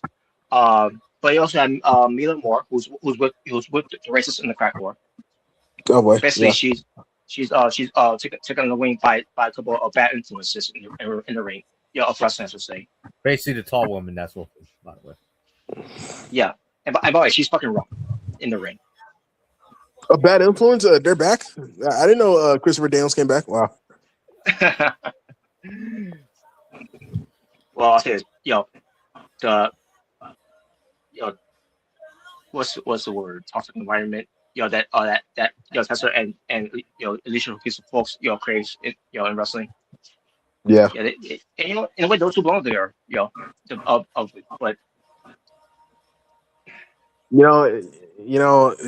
Kid Wilson. You want to talk about someone that's toxic? Look at Tessa Blanchard. That's toxic. Very much. I was saying yesterday that was a funny segment between him and R-Truth and Damian Priest. Bro, R-Truth made everybody break, bro. He made everyone break. Dude, that was hilarious. I don't think I've ever saw Nick Aldis ever break character like that. Yeah. Damien, I'm not surprised because he always make Damien laugh, but like Nick Aldis, he got Nick Aldis to laugh, bro. That was funny. Yeah, Nick Aldis just burst out laughing. I'm telling you, man, I could not be in the segment. Wilson at one point like he was about to laugh. Yeah, I could not be in the segment with Archers because I'd be laughing, bro. Like I would be breaking character. You go flying over that top rope, Paul Heyman. Paul Heyman. If you can get Brock Lesnar to laugh, bro, then you're funny, bro. Mm-hmm. No, we need a Santino Marella and R2 segment with each other. Oh man, that bro be funny. What is up, home cheese? I wonder how Santino Marella will mispronounce R2's name. Ron Chillings. Ron Chillings. Ron Chillings. Yep. Or Ron Well, Chilling. either How way. about that? Ron Chilling. Ron Chillings. Yep. Yeah. All right. Well, but other participants, by the way, you had Marshall Day, Elena Yay. Black, Yay. Tokyo's favorite. that's right, Myla Gray, Yay. Holly Hudson, Yay. Jada Stone, Yay. Sasha Steels, Yeah. and Rosemary. Yeah. Those are knockouts. And there's one other knockout who returned, by the way, which I'll get to her later. But she was not in this back room. Okay. Oh, I know you're talking about. Yeah, we'll get to that segment later. But so in order of mission here, Rosemary was gone first, then Sasha Steels, then Jada Stone, then Holly Hudson, then Myla Gray, then Mila Moore, then the crackcore herself, then Elena Black, and Marshall Day at the same time by Tessa Blanchard. Tessa Blanchard thought she won, but Georgia was still in the mess though. Cause she was hanging on the she had her foot hanging on the bottom rope, which her by not being eliminated, and she got back in, and she got rid of Tessa Blanchard. I'm like, well, better than her than Tessa Blanchard. Obviously. Joy Dredd. Joy Dredd gets a shot of the Knockouts World Championship whenever she gets the opportunity to do it. Have it. I'm already getting a feeling they're gonna have Daniel Luna cost her since. Did they really have a a blow off for those two for them being a tag team for this long? Spitfire. They had that one match and that was it. It's like they couldn't even bother have a series of matches for their rivalries to culminate. Especially when they had Daniel Luna and Indy Hartwell face each other so many times. I got like they were all tag team. Like no, they weren't. It was Joey Dredd and Daniel Luna. But anyways, so yeah, that was that match. Match itself, I thought was terrible. The match was terrible. No, you're terrible. It was a slow pace. You had the crack whore in there. You had the racist in there. You had the tall girl who's fucking rotten. Rotten. What tall girl? Mila Moore. Robbie Rotten from Lazy Town. Wow. I thought you just praised her, Robert. Now you're saying she's terrible. Bro. At first, but then also somehow she did digress in the ring. The match was terrible. So, then we get to the second match, which was for the TNT. Sorry, not TNT. I was going to say TNT. We're not there yet for that other show. For the TNA International Championship, which Trey Miguel has, using Streets of Fire briefcase to get this shot against Channing's Dexter Winslow with Ariana Grace. So, Trey Miguel was picked up by some guy named Teddy Swims, who's a rapper, to his theme song. Okay. Yeah, and also Jerry Roll, he was there. Jerry Roll was there? Yeah, Jerry Roll was there. Oh wow. Yeah, he was there watching the show. That's cool. I'll say Jelly Roll. Yeah, he was there watching that. Yeah, that's right. Yeah, he does. Yeah, he was there watching the show. Yeah, so okay, that's cool. And a little more from later when we get to the next match. But yeah, he was there. I was also surprised to see him there. All right. So as far as the match, Trey Miguel and Stacks, Ariana Grace was now playing the role of being a heel. And like, what? You said she was not playing the role as a heel? No, she was playing the role. She was now playing the role as a heel, and like, now she's playing the role. Oh yeah, because wasn't she like wasn't she like I remember there was one match where like she was trying to like tell Shannon like this is wrong or something like that, like I Yes, think he's like yes, trying to yeah, yes, she was. which I thought was weird because like I think that's kind of early Yes, it for was. that. Yes, That's it like was. And then, and then we it's get to look this match, and she's helping, and she's helping, her boyfriend, or fiance, whatever, because she's getting getting involved in the match, and then at one point she got thrown out of the match. mm-hmm. I like good because I'm confused with what's going on here.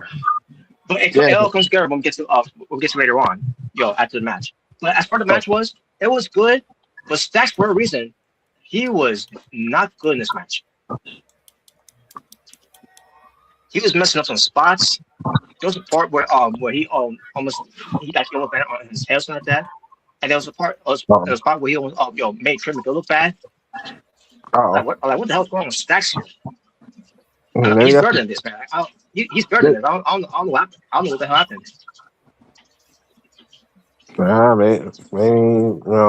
maybe her and maybe Ariana was too much of a distraction for him backstage. I don't know. I don't know, man. Oh man. But in the end, so in this match, Trey Miguel, he has to win. Because if he didn't win, then it would have been a disaster if he would have lost. Because he won the briefcase to get a shot of the title here. So so it makes sense for him to him to win. Now, even with Sexton's bad performance, Trey Miguel still cannot lose. So sure enough, Trey Miguel, he won the match. I'm like, good. I'm actually happy that he won the match. Yeah, I figure they were gonna put the belt on him. Like since he came back, I figured they were gonna put the belt on him soon, which they did. Yeah. So it's good that they did it. The best thing they could do is to repay given that after the weeks that he's been through with him being fired from from AEW, as I say. Yeah, facts. So I can't wait to see him what he does with the international championship. So, and then we get to the next match. Before we get to the next match, though, AJ Francis comes out. Ace about his first class. Yes. So he's talking about his first class, right? Ace was about Bad Bunny being in the Super Bowl halftime show. Mm-hmm.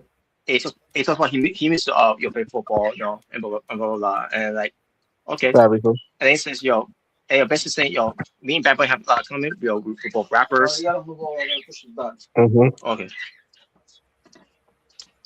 So yeah. Oh, sorry. So yeah, basically, saying that we have a coming, we're both rappers. We both went to Super Bowls. Now his name will come to that whole thing. I don't know if AJ Francis, with him the first time playing football, if he's ever been to a Super Bowl game, when it comes to for a championship. I don't know. I wouldn't know. After you, I really don't give a shit. Dang. But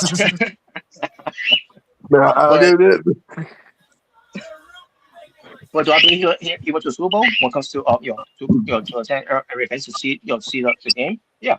And when it comes to house show, yeah, I could believe that. But as far as him playing in the Super Bowl, I heard about that. But but whatever, right?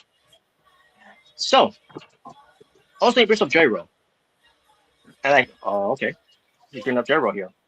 Oh. And that really came up it. He just brought up J-Ro, and that was and then he stays speaking on commentary for this next match. And like, okay, so what's next match here?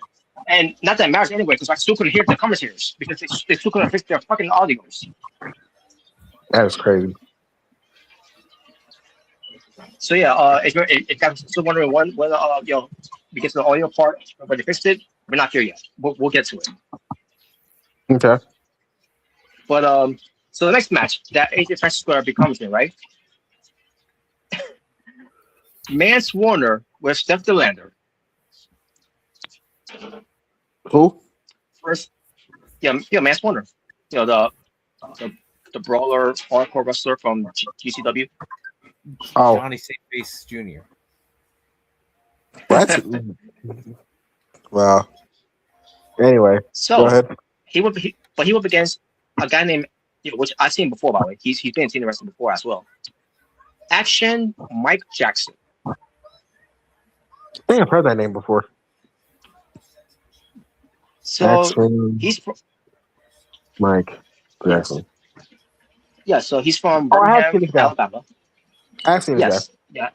Yes. You know what I'm talking about. guy. Yeah. Yes. So and guess what? He's 76 years old. Yeah, he's really old. But 76-year-old man, he's still he's pretty wrestles pretty good in the ring. Yeah. Hey. Way better than Jackson Drake. Nope. Oh boy. I agree. way better. Way better than Rickle, bitch. Way better than Vikingo. Way better than Alcon. Oh boy. Way better than the Beast Mortals. I knew Beast Mortals coming. I knew it. Better than Cody Rhodes. Ah. But Better than Johnny Saintface. Let me say this. What comes from him being 76-year-old, better than Ric Flair in the ring. Oh yeah. I agree with that. Because he probably didn't take drugs. That's fine. Yeah, probably not. Or didn't drink heavily, like Ric Flair did. Yeah, or if he did, he probably stopped. Yeah. So he at one point did the old school, right? And it was ridiculous how the old school was done. He did the old school from this one corner, and then he goes to the other corner, and then to the other corner, and then to the other corner. And like, Mance Warner, what are you doing? You let him do that to you. Well, and then he goes to he tried to go the other side, but he made like to the middle part of the ring. Like really, he's gonna go to the entire corners of it. It's just ridiculous. He could have counted this at this point. But anyway, it was still impressive though. Yeah. And he hit the old school, and then he did. I couldn't believe that Mike Jackson did this. 76-year-old man, a suicide dive. Yeah. Holy shit! That is crazy, bro. I'm like, wow. But in the end, Mance Warner wins, and Omega was not happy. No boy. Just fuck him. That's fine. So Mance Warner won. If I'm missing 22 seconds, that's how long it lasted. And then after the match, Mance Warner wanted to shake the hand of Mike Jackson, and Mike Jackson wasn't sure, and they shook hand. And I watched this, I'm like, okay, where are they going with this? And then Statlander, extends her hand for a handshake, or I think they did shook hands too, but then also they start raising his hand up, and like, what the fuck? What are they baby faces now? What? Where did this come from? I think it's great. Yeah, someone call the cops for this one because continue wrestling. What are you doing? Come on, maybe they learned the errors of their ways. All I'm gonna say is it doesn't matter because I still don't give a shit about Mance Warner anyway. So. but then it gets even better. So all of a sudden, Mance Warner leaves the ring. I guess he's going to leave. AJ Francis is still there, by the way, because he was commentary. And all of a sudden, they start look at the ready to fight and all, right? And like, okay, so the next program, AJ Francis versus Mance Warner, but I don't get it. Why? Because that's why. Well, I mean, all I'm gonna say is I can care less than I don't. Who gives a shit? I think it's great. One's fucking trash. Another one's an indie outlaw trash wrestler anyway. So what's the difference? Wow. All right. So next match. And by the way, still, we are on next match, and still no audio from the commentators. Oh my god. And it gets worse from here because next was the Elegance trash. Oh boy. Can we just skip this, please? But I'll say this: they won because they cheated, and like I didn't care. Actually, just move on. But they beat Indy Hartwell and Cyberbrook to retain the knockouts. Well, technically titles. 11 minutes and 10 seconds of my life I can't get back because I was hearing the Trevor Elegance talk and her horrible acting. And by the way, I hate that Mr. Elegance guy. I hate him too. We know. We know. He's just standing there, just posing and not really doing anything. He's fucking worthless. Worthless. This whole Elegance trash is fucking trash. And fuck the special concierge. Fuck him. Yeah. And then Mickie James comes out. God, whoever thought I would actually hate someone more than Don Callis right now. Who would ever thought? And that's the guy. Oh wow. Wow. I agree. I actually agree. Yeah. But then Mickie James comes out. You know, what? if you had to ask me, would you rather watch the personal concierge or listen to Sockface for 10 hours? I think I would choose to listen to Sockface for 10 hours. Oh Lord. Sadly, yes. But like I said, Mickie James comes out. And she's picking a fight with, Yep. yeah, and she's picking a fight with country. Yeah. But she's picking a fight with Trevor Elegance. And like, are we for serious teasing the match out of these two? Why? Oh, you shit. Why are we teasing this? Mickie James of all time scored to return to TNA to have a match, and of all people she's going to have a match for. Yeah, if they are doing this with Trevor Elegance. I don't know why. She fucking sucks. They couldn't have her and Tessa Blanchard because at least that would have been better. Yeah, at least. Oh my god, man. Moving on. Eric Young versus BTE, and finally, we can finally hear the commentators. Took them fucking long enough to finally to figure out the problem, to bring back the audio. About time. So let's count it. 1, 2, 3, 4 matches later. We finally got some audio. Holy shit, man! I was. He's about to throw a CV. That person needs to be fired. Yeah. Yep. Yeah. But Eric Young versus BDE. 10 minutes and 59 seconds. Eric Young wins. It was a good match. Yeah, it was a really good match. I enjoyed it. Yeah, it was a good match. So, and Eric Young has to win because he's still gets a $50 briefcase for the expert title. So yeah, and plus they can't be losing either. So yeah, but they did make BDE look good. Yeah, he did look good. Yeah, he did look good. So then, the TNA Knockouts World Championship. Here we go, Omega. Oh boy! Before we get to the match, by the way, Aaron Grace was backstage, right? Just like earlier. After he lost the match. Basically, was hammering him for losing the match, for losing the title, because he has planned out, making a shot of the title, because I'm my dad's influence, whatever, So basically, it was not about making up for dad. It was all just get a shot of the title, so they could be the power couple. With Sax being the champion, which by the way, so much for that because he lost the belt. Yeah, obviously.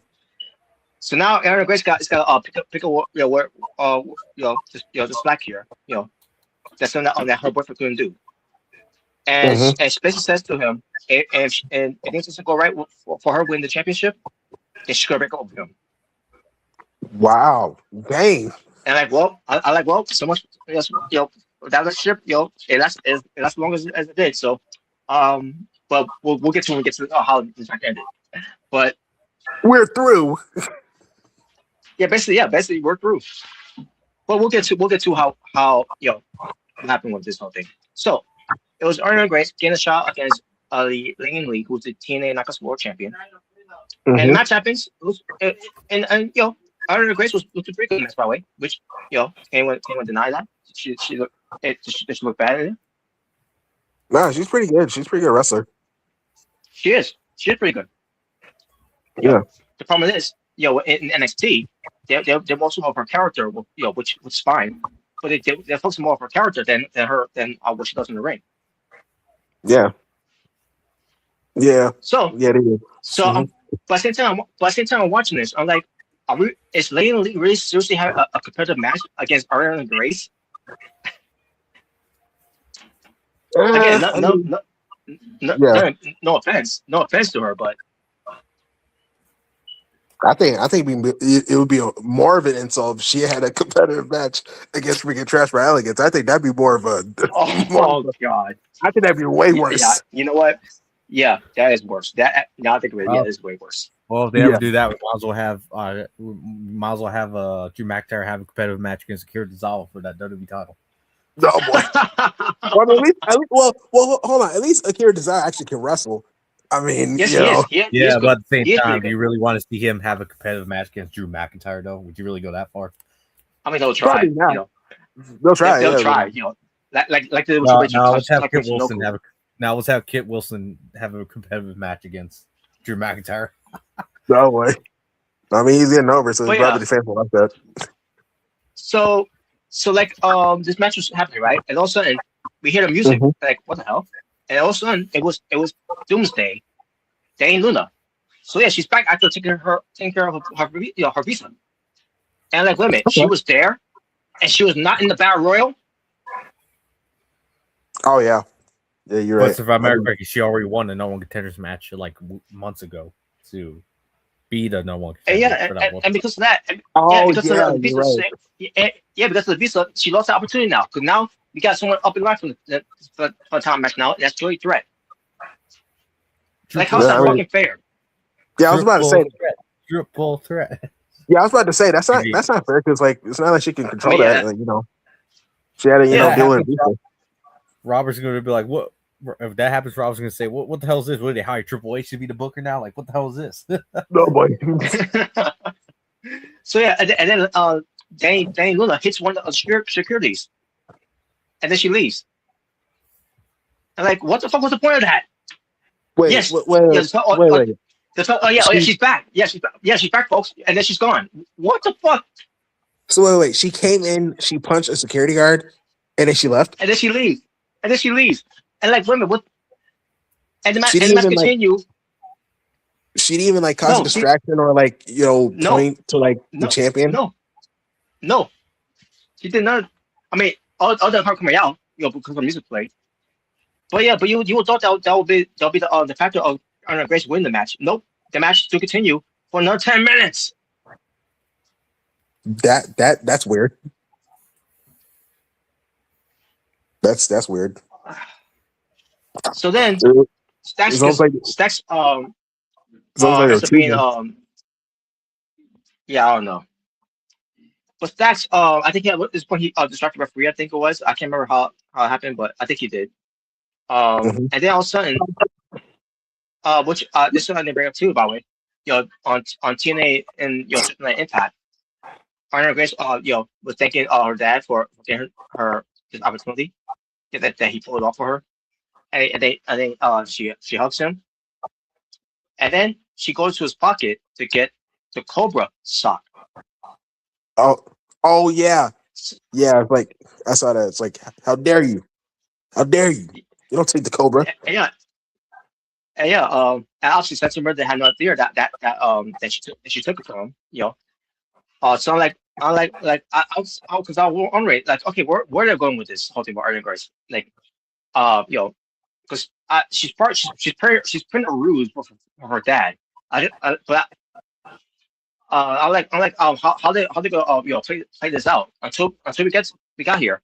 So she gets the Cobra out, and she does the Cobra thing like Santino always does. Cobra. And she hits the Cobra, and then she goes to her finishing move. Actually, I don't remember what it was. Her finishing move, and she got the win. Wait, she won? She won the Knockouts World Championship. Wow. I'm like, what the fuck? Wow. I was not expecting that. they really give her nothing against Daria Grace. She's good in the ring. She plays her character very well too. But like this was the payoff for her playing the rules of her dad. And that Cobra must be powerful stuff, man. Well, And the Cobra and the Cobra a joke move by the way. well, Robert, hold on, Robert. You saw what it did to JTG. That's not a joke. Look what it did to him. He's freaking paralyzed. Oh my god.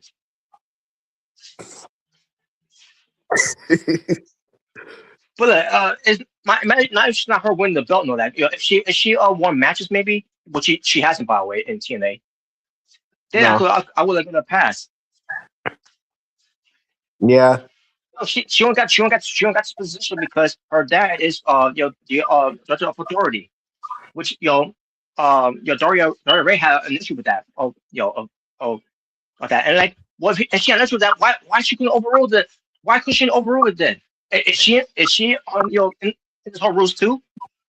Is this all part of a diabolical plan to get rid of Santa Morella of his power position in TNA? Is that what we're doing? Maybe. What the fuck? And poor Ling Lee. This woman cried for finally winning a championship in wrestling. Yeah, I saw that. And this is how they want to end it. And especially you got Joy Drell, especially you got Joy Drell winning the Battle Royal, and then you got Daniel returning. Like Daniel should have been in that Battle Royal. Yeah, she should have been there. Like if she lost her, number one contender shot because of the visa, then she should at least won been the Battle Royal and won it at least. But And now they're gonna do a story here where Lane Lee's going to go after Dan Luna for costing the title, which not true because she came out to distract her a little bit, but that didn't factor the match of her losing. It was Stacks who got involved. Yeah, especially if after that situation, the match still went on for 10 minutes, so that really did nothing. I don't understand this at all. Like I said, it was almost like a teaser. It's like, hey, I'm here. Watch out for me. And then she's gone. Yeah. So obviously, after that, which either way, congratulations to Aaron Grace, but yeah, holy shit. Yeah, because I think this is her first championship, too. This is her first championship. Yeah. That we know of. But But so Santa Morella, just earlier. I mean later on, I meant to say Santa Morella, trying, to have word with his daughter, right? And then all of a sudden we see a suit, Daria Ray, where you're not coming in here, discussions, And then Santa Morella wanted to follow his sock puppet, but he doesn't have it with him because apparently he's only got one sock puppet. Yeah, because that Cobra special, man. That's Cobra special. Man. But then, Daria Ray says, try, I dare you try it up. Your hands on me, whoever said that, And then she's like, I'm used to do MMA, so that. And are we chasing, Santa Morella versus Daria Ray too? What are we doing? I'm guessing. I mean, the way they're doing this, like, having Daria and Santino have like a little feud with each other, I think that's what they're leading to. Like who's gonna have full control of TNA? I'm guessing that's what they're doing. Yes. But the problem is, with Daria Ray, she went got a 6-month deal with the company. So maybe that's what they're doing. Yeah, so maybe they have like, kind of like what they did with Steel Cage match, maybe. But this time, you have the heels against, like probably Daria's team and then Santino's team, maybe something like that, like a lockdown situation. So I don't know. hopefully, well, we'll see what they do. When it comes to that. Um, I'm wondering. It's probably like because she came in last month, so since she got a 6 month deal, that means we got to June to see what they do. Yeah. So we'll see. We'll see what they build up. All right. And by the way, hopefully they'll try to extend her deal once it does comes up, because she's despite how shitty this booking is, she actually is doing pretty good in this role. Yeah, I mean, I've said that she's done a good job as a authority role. Even in WWE, I thought she was pretty good. Yes. So I hope it will lead to a wrestling. To wrestling in the ring. yeah, it could. Yeah, depending on who faces her. So yeah. Yep. Who that may be, we'll get to find out later on. All right.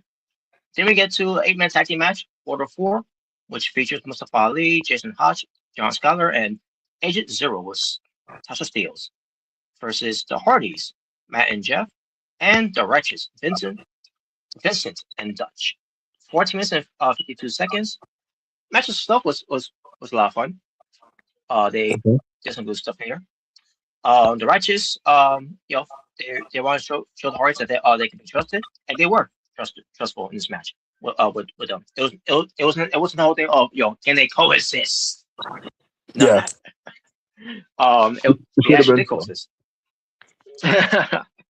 but there's one point I can't remember what happened. Something happened to Dutch where he was blinded. I don't remember, it was from the powder that they had. I don't know. I don't remember. But then they can't remember who of the Order 4 did it to Matt Hardy to bump him into Dutch, and then Dutch puts him in the like a Bossman Slam type of move. But in the end, Order 4 is winning the match because of that. And one moment. Yeah, so Order 4 is winning because of that. Again, Dutch was blinded for something. I can't remember if it was white powder or whatever. I don't remember what happened. But he couldn't see, and that's why it cost him the match where he hit Matt Hardy with the Bossman Slam, and then they took advantage of it. So so Order 4 did win, and then we saw a group of people bringing out it's not a casket, but it's a guitar case casket. Okay. And obviously it's Elijah. Now Elijah was actually in the casket. The guitar case casket. Mm-hmm. So silly saying that. But that's what it was. But but basically Mustafa Ali was attacking one of the guys that brought out, and then also the guitar case casket opened up, and Elijah comes out of it. So basically he's their Undertaker in TNA. Okay. Yeah. So basically this is a cliffhanger here, because this could be that's going to lead to TNA Thursday Night Impact, because they're going to do Elijah versus Mustafa Ali to finally end the rivalry, the feud, whoever, in this guitar case casket match. All right. It's been a while since we had a casket match. I think the last time was for what I can remember, I think it was Bully Ray versus Mr. Anderson. If you remember that feud. Yeah. Yeah. So. And also, if you count what Rosemary and Sue Young did as well. Oh yeah, that did happen too. Which that's also been a while as well. But yeah. Yes, that's what we're getting on TNA on Thursday. So, and the main event, which they focus a lot when it comes to main event of the evening, which they focus a lot where it comes to Mike Santana, who's the TNA World Champion, where he can't be, he doesn't know who to trust here. goes to Leon Slater, who can cash in on his option C because he's the X Division champion. Yeah. Which obviously Leon Slater said he's not going to do that. But you also have Nick Nemeth, who has the Corey Sharp trophy to cash in on any time, and you got Eddie Edwards, who still got the Fist of Fire briefcase for a shot for a world title for any time he wants to do it. So at one point, he had Nick Nemeth, teasing a cat, the Corey shot of his trophy, that stupid awful trophy that they use. Mm-hmm. Eddie Edwards didn't do anything to tease it when it comes to his briefcase. And then, like I said, with Leon Slater, he said obviously he wasn't going to do it. So not even with him teasing of it as well. When it comes to it, because obviously he's a man of honor. By the way, Leon Slater, he's got new theme music, by the way. Oh, he does? Yeah, it's not bad. But I miss his old one. But they upgraded what's on here, and okay. And also, if in case anyone hasn't noticed what comes to Leon Slater, he's got new teeth. He's got new teeth? That's right. Oh, okay. I never noticed his teeth. So I mean, his teeth at first was alright, but he like he wants to do a more upgrade of his teeth. oh, okay. Like how Royce wanted to upgrade his teeth, to make it a little more shiny. But yeah, I mean that's kind of noticeable, Yes. Tyler, if you hear me. All right. But the match was fine, 23 minutes and 19 seconds. And in the match, you have some shenanigans that happen. For example, Steve Macklin attacks Mike Santana, who's supposed to be fired. I did see that. I did see that did happen. So I'm guessing they're doing this whole I'm confused here. So I'm guessing that they're doing this whole fire storyline, okay, remember how Johnny Gargano lost his career, right? And he was going after Ciampa. I'm guessing that's what they're doing with Steve Macklin. Since he lost his job, so he's just taking out on the world champion. Yeah, because the world champion said to him, "You're the most selfless man in this business." If that's a problem, I am selfless. I am too selfless. That's the problem. Yeah, but I'm confused with this and all because what was the point of the whole piece of fire then? If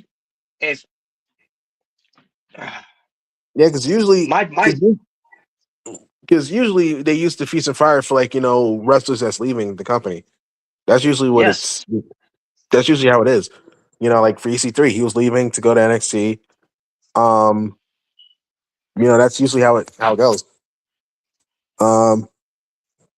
It's a confusing to me because it's like Steve Michael, we signed with them about months before the MC deal came to official, and now here we are with the difference of fire, which it's the irony of that and maybe it's coincidence or not with Trim McGill returning for someone who got fired from AEW, where he won the briefcase, where there's this angle where please don't let him get fired again from another company. I don't know if they do that as a gag. I don't know. I don't know what the hell we're doing here. Yeah, I don't know. I don't know. I don't know if this is a way for for him to win back his job back. Like I said, what it did with Gargano and NXT. I don't know. That's obviously what it leads to. With Steve Macklin. Because at this point now, I'm looking at this now, I don't think he's really gone. It's just all storyline. It's all storyline of it. But but if that's the case, then why would you have Tom Hennepin cry on TV for someone who got fired, who helped him get a job in TNA? It was to sell it. Well, He's a good actor. He was selling it. Oh yeah, good. Because it's all about moments in wrestling Yeah, exactly. nowadays. Yeah. So you get it, Robert. Wow. So yeah, so they start fighting, and they fall off into the crowd. All of a sudden, Moose comes in because they was cheating, because the numbers game, because the system were there. What comes to the Brian Myers, Bear Bronson, and Cedric Alexander. So Moose comes in, to take care of those guys. And Edwards, fall off with Moose, and it's left Leon Sutter and Nick Nemeth, and Leon Sutter won for the team for him, Mike Santana, and that's how the show ended. Okay. So the show itself, it has its ups, it has its downs, and I already talked about what were those downs with the audio, the commentators, and they got the trash Yeah. Liggins. Yo, yo, that was annoying me with her fucking voice, because the commentators the audio was still having issues. Yes, But overall the show was decent. Nothing to really talk much about or write home about as well. All right, so before we get to the fun topics, let's talk about one more thing. AEW Okay. Grand Slam. That was in Australia, Mhm. 2026. So, this year, 1 second, gotta find the right one. Okay, here we go. So this year, they had 12,750 fans in attendance. Unlike last year, when they had 13,000 in attendance, but still a good crowd for this year. Mhm. And the crowd's pretty good as well. Where they're at in Sydney, Arizona.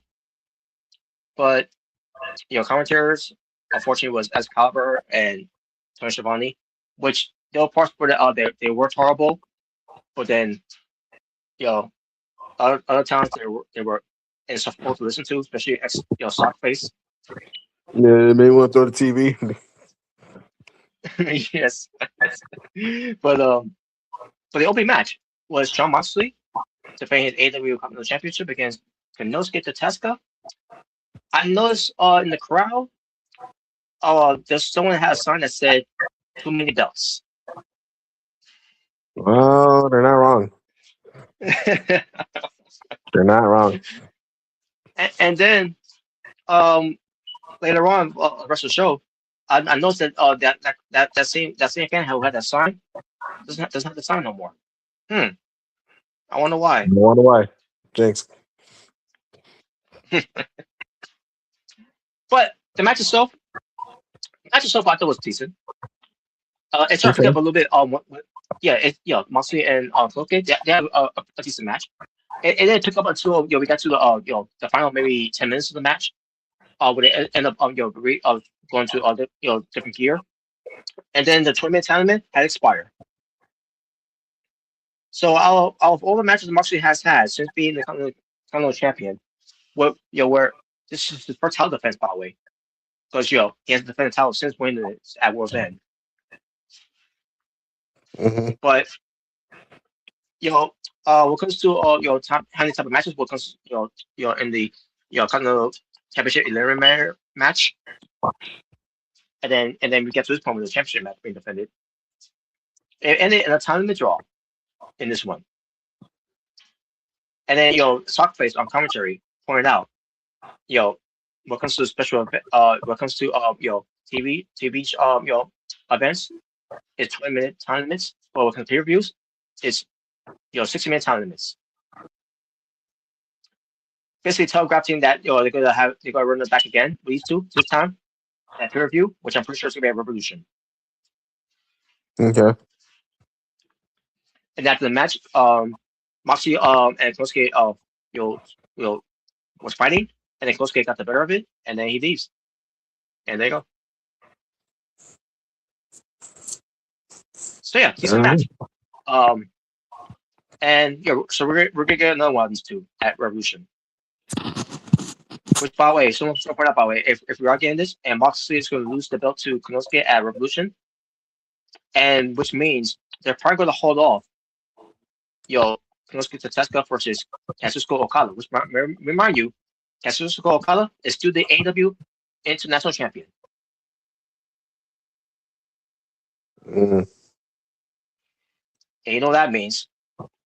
That means all nothing. out. We're going to get another one of unifying the belts to bring back to a unified championship.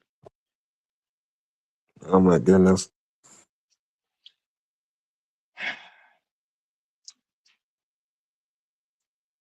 Well, that's nothing too. Okada hasn't even defended the title, by the way, since they broke up the belts since War's End. Yeah. All right, next match. The Base of Wrath, Holly Cameron and Will Nightingale defend their AEW Women's World Tag Team Championships against the Mega Bad, the Megasis, Megan Bain, and the Super Bad Girl. W4. 11 minutes and 4 seconds. This match was a mess. It was sloppy. It did not gel well together at all. And Rick knocked the referee in the match, by the way. When you had all these teams in the ring at the same time, like it's a tornado tag, he just stand there allowing it to happen instead of counting to 10. It was a mess.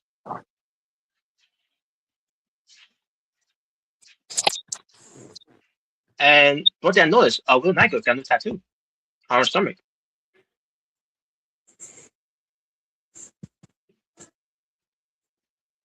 But nevertheless, in the end, it was Holly Cameron getting the win for the team. So yeah, stay tag champions. The Babes of Wrath, Will Nightingale and Holly Cameron. And all of a sudden, some woman comes into the ring and attacks the Base of Wrath, who's an Australian wrestler, by the way, who has been signed with AEW a while ago, but hasn't been confirmed until they finally show the graphic. But what was the name again? What is it, Luna? Lena Cross. Lena Cross.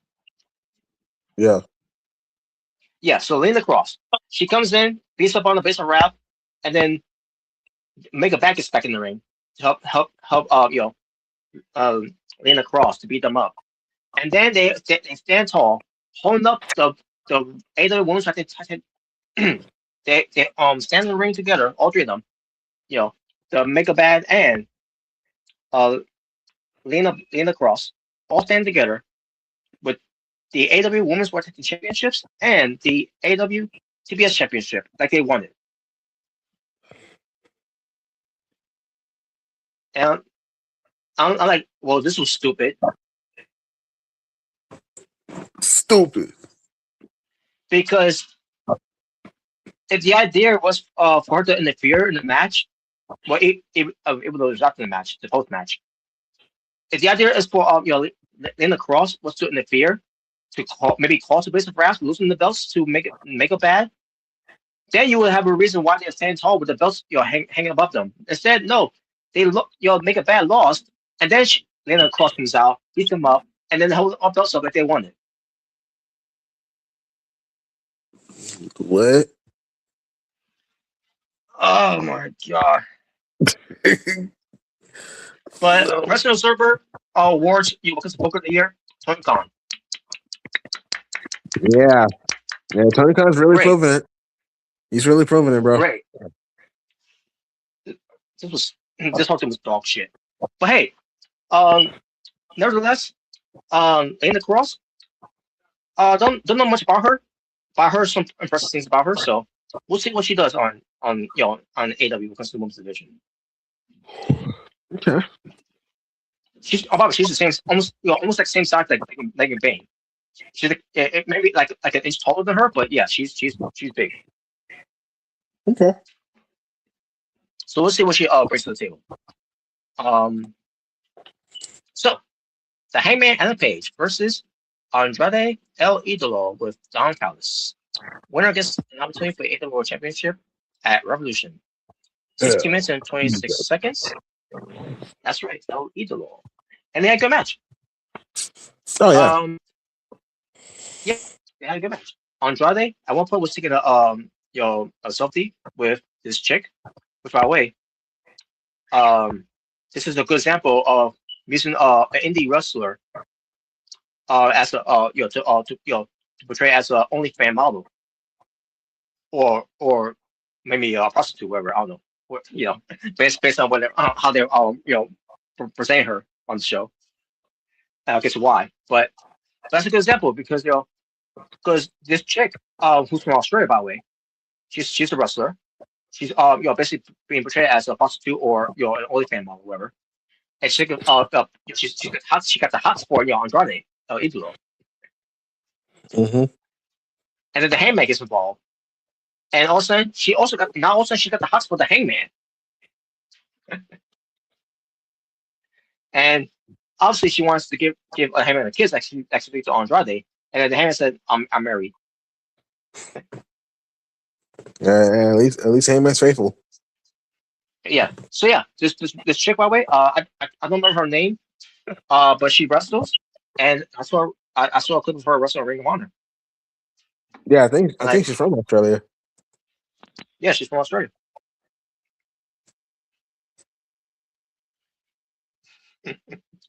Oh wow. All right, but yeah, but the match still was great. And then in the end, to me, I thought this was the better match on the show. So then in the end, Don Fallis gets involved to distract the referee, so that Andre could try to cheat to win by giving her a low blow, but instead Hangman called him, and then he gives him a low blow. Hangman gives Andre a low blow, and then goes for the buckshot lariat. He nails it pretty well. Where Don Fallis, couldn't believe it. And yeah, the Hangman wins as we expected. Hangman and Page wins, and now he is normal contender going into AEW Revolution. Okay. So yeah, as we expected, by the way, with Hangman winning. It's because it's going to lead to a program with MJF once again, which is fine. And we'll get to that match later, by the way. Then we get to the mixed tornado tag team hair versus hair match. Oh boy. 11 minutes and 7 seconds. So whoever gets pinned is the one going to lose their hair. So it was Orange Cassidy and Time the Twin Storm versus the Death Riders, Wheeler Yuta and Marina Shafir. And it started off with the my little dog pockets and Tony Storm attacking them in the crowd. And that's basically what it was. They start brought into the crowd. And then at one point we had really useless doing a power driver to Tony Storm on a table and somewhere in the crowd. And they took her away for a bit. Yeah, like she's not coming back, which she did. So basically it was Orange Cassidy by himself. And then somewhere there, that's because Orange Cassidy was by himself there, where he could possibly lose the match. Excalibur, Sockface said, basically made reference of his beautiful hair. He does have beautiful hair. Oh. That's the point. The point is, a grown man telling us a grown man of his that he has beautiful hair. It's very questionable from a sockface faggot. Whoa! Like Excalibur. Look about Robert. Yeah, I said it. Yeah, I said it. I even said it when I did the last one with Omega Ray. He was shocked when I said that. Wow. Yeah, that's where I said it. Yeah, I said it. So sue me. Sue me. So, I mean, the worst thing is Terrence Martin was that too, but thank God he didn't. But he also was insufferable, and all I keep hearing is them chuckling. especially a sock face. Oh yeah, he how he loves to chuckle. My God, man. And then Terrence comes back, returns, and that continue. And in the end, at one point they were teasing, Orange Cassidy tapping out to Mr. Fear, and then other points where you have Ryu Yuta was teasing to tap out by Terrence Storm, and then Terrence Storm may make it Mr. Fear to say right at each other, and then something happened to Ryu Yuta from Orange Cassidy. I don't remember from what it was. But then Tony Storm picks up, picks it up by doing the hip attack, the sweet hip music, and then Orange Cassidy decided to Wheeler. I can't remember it was the Orange Punch, whatever. And then Tony Storm with the Storm Zero and got the win by pinning in Wheeler. So yeah, that means Wheeler's gotta be the one to get his head shaved. So me and Chicago comes up with the chair stool. And they also had the clippers, the shaver, the blue water chemicals, whatever. They got everything there to create the structure in his hair. But then Yuta leaves the ring. He goes to the crowd. He's about to leave. Also, John Monster comes out and basically tells him, "Yeah, go back in there. Hey, you made commitment. You had done the commitment. So he's got to do it. He's got to do it." So he had no choice but to do it. And Mercer during the entire time was holding his hand, and Yuta was crying.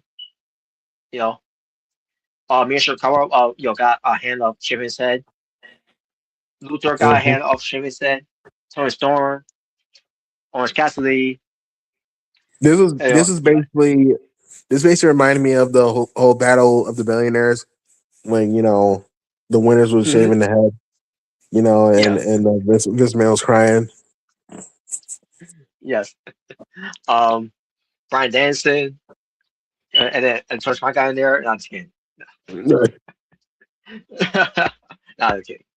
But yeah, now I'm pretty sure we're going to see him with a shaved head. Maybe not completely bald, but we'll see. On Dynamite, we shall see. So yes, we all figure he's going to be him losing the hair. So. Oh yeah, definitely, yeah. It was going to be Thomas Storm. It was going to be Mirror Fear and no talk face with his beautiful hair. It was going to be Orange Cassidy either. No.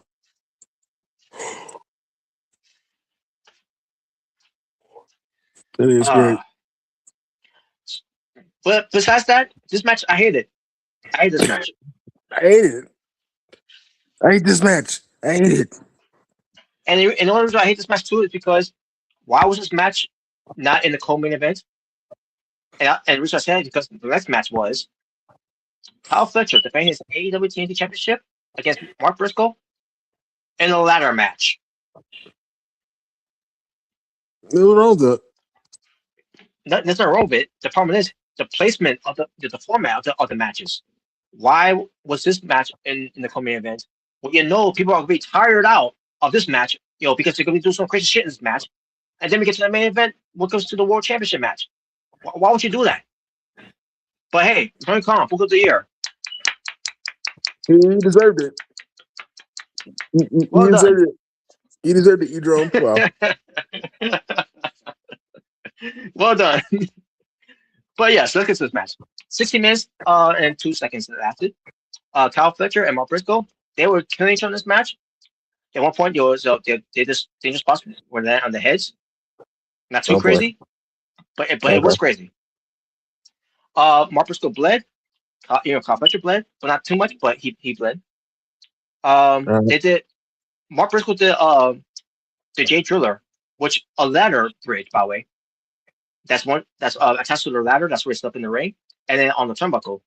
And I was worried. I was like, and he even had the cross chanting, "Please don't die." Yep. So he does the Jay Driller to Kyle Fletcher on the ladder. And then 2 minutes later, whatever, Kyle Fletcher has recovered already. Like it's a fucking video game. Yep. He pressed the comeback button. To stop Mark Briscoe for getting the belt. And then Kyle Fletcher does a super brainbuster off the ladder to Mark Briscoe. And then what happens? A minute later, Mark Briscoe gets back on his feet like he's a fucking video game character. At this point, this not my turn to a video game. Man, this was in AEW comes to selling, not much. This is just what Billy Gunn was talking about. There's not enough selling. Yeah, exactly. And then you get Dave Meltzer, Uncle Dave, that fucking idiot, talking about that Kyle Fletcher is twice as good. How is he twice as good if he's not doing a better job of selling? Yeah.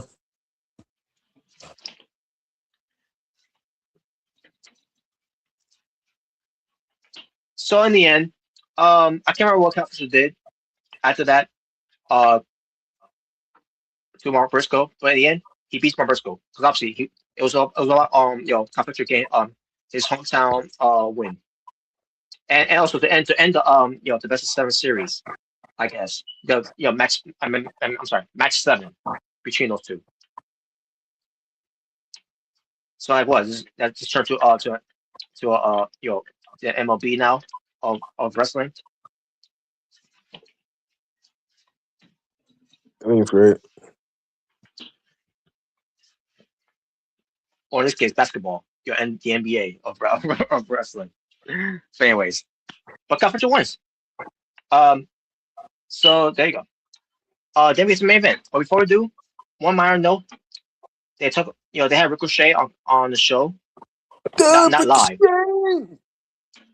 Yes, he wasn't live, but he was on the show doing a pre-tape recording of a promo. Oh boy! Which is the last thing I want to listen to someone else try to clear a promo who's not good at it.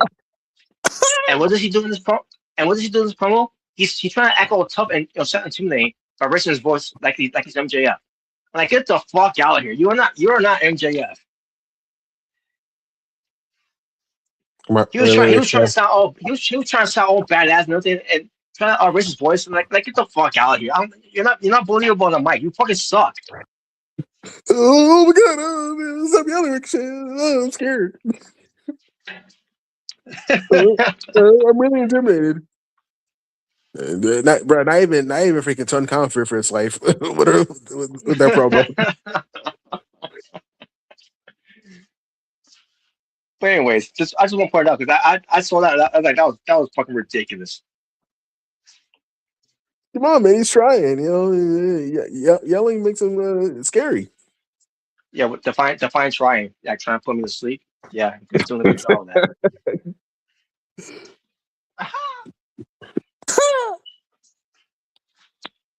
So, main event time. MJF defending his AEW World Championship against Brody King. 21 minutes and 37 seconds. Mm-hmm. So yeah, it's like I said before. If they didn't have that ladder match as a co-main event, I would have been into this match a lot more. The match itself was fine, but I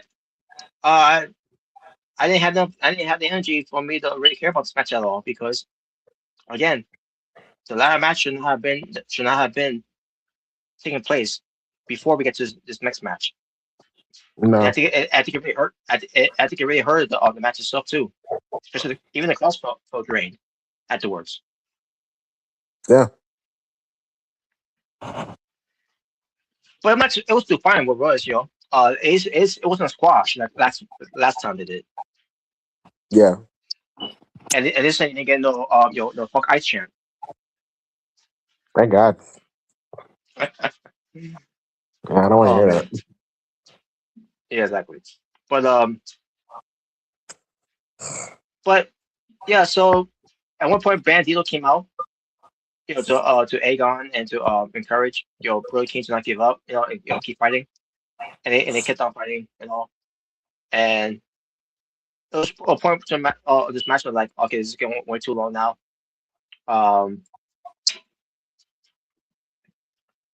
So finally it came to an end where MJF got the better of Brody King, and he's a heat seeker and all, and got the win over on Billy King. Winner and still your AEW World Champion, which obviously, there was no other outcome other than MJF winning. Mm-hmm. So there you go.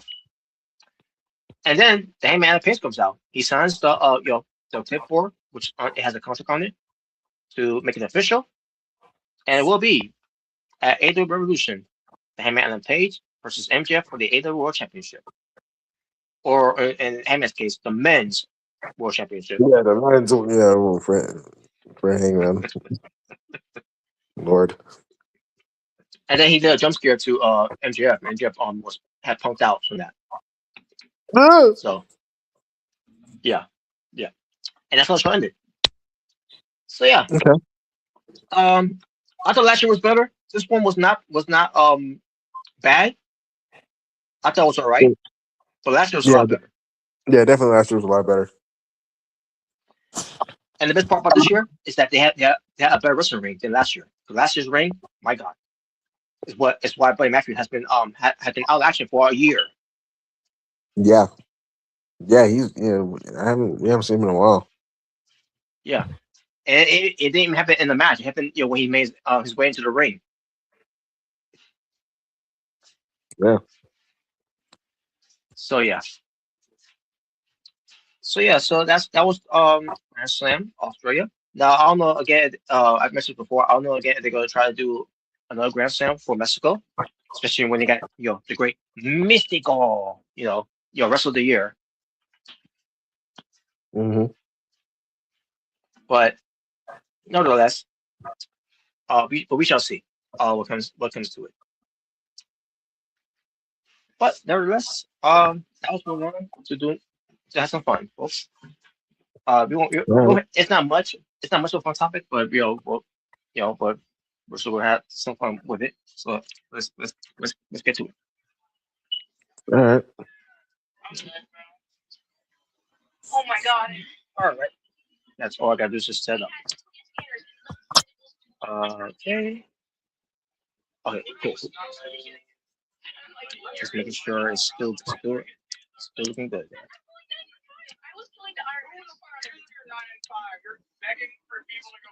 This is probably sing. Just in case it doesn't die on me. But yeah, TNA. I don't know what you're doing, TNA. You're fucking up. I don't know what's happening. I don't know what's happening to ya.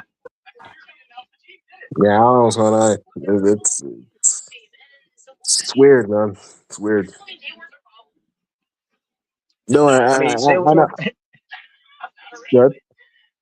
Yeah, I was gonna say, people, we can say what we want about AEW, but AEW, it's got more viewerships than TNA is, and even though they like his stories, and TNA has stories, but sometimes the stories, it's like they don't know where they go with the stories sometimes. We know where to go with it. And I feel the same way. But AEW obviously, there is no for AEW obviously. They just throw people out there to wrestle. Yeah, that's honestly my main problem nowadays at AEW.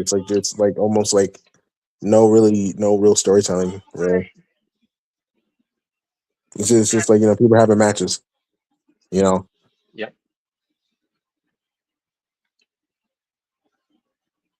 But as far as what comes to WWE stuff, we'll discuss a little more of it. Oh,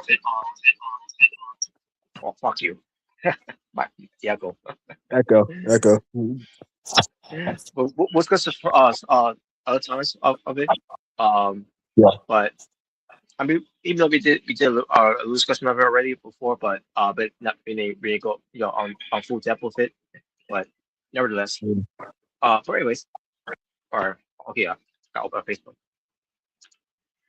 But yeah, so and then we'll see on Dynamite by the way, or for AW, because AW is gonna be plugging Kenny Omega versus Swerve Strickland, because Kenny Omega's not gonna be at Revolution.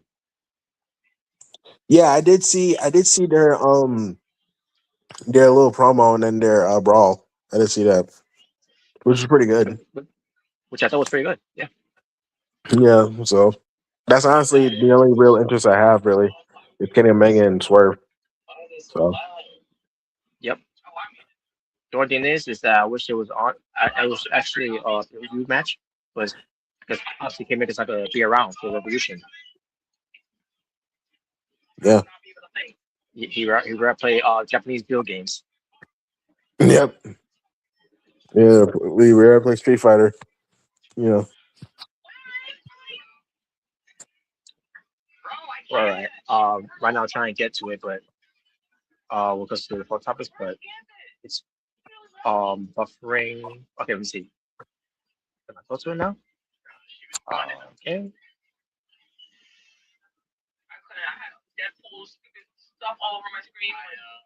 But yeah, but either way, that's obviously the main event of the show.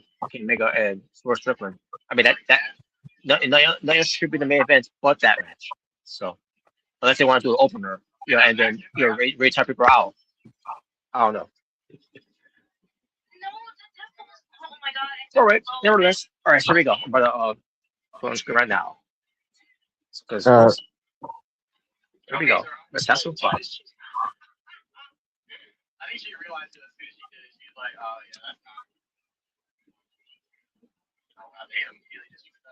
All right, should be up by now. There we go.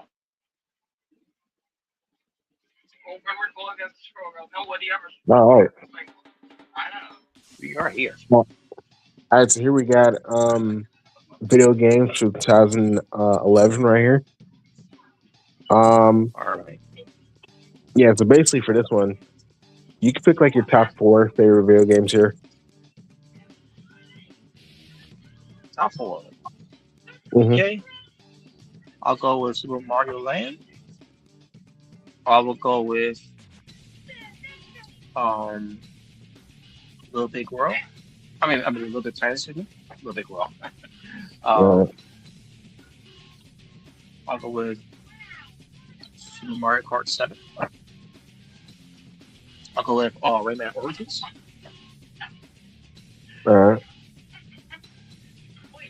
And I'll go with Marvel vs. Capcom 3. all right.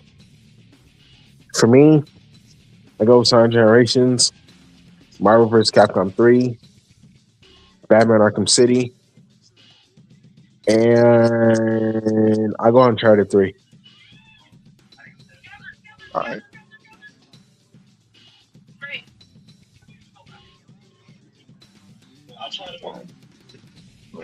All right, so here we got video games from the 90s. So basically same thing, top 4. Top 4 favorites. All right. I'll go with some Smash Brothers. I'll go with Donkey Kong 64. I'll go with Nirvana. And I'll go with Tony Hawk's Pro Skater. Okay. For me, I'd go with Super Smash Brothers, Spyro.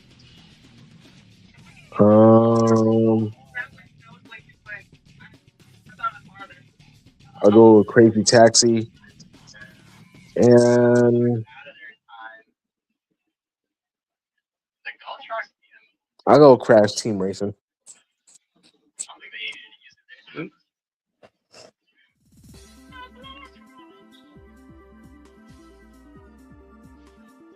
All right, so here we got all the teams that Eddie Edwards been part of. We got when he teamed up with Roger Strong in the Indies. We got the Wolves, the American Wolves. We got Honor No More. And we got the System.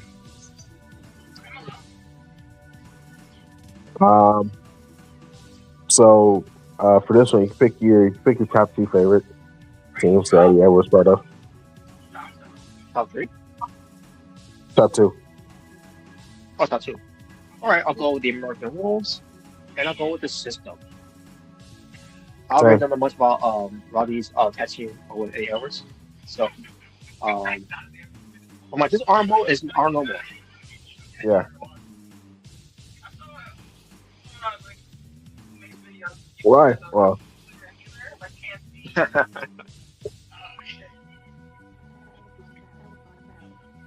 All right.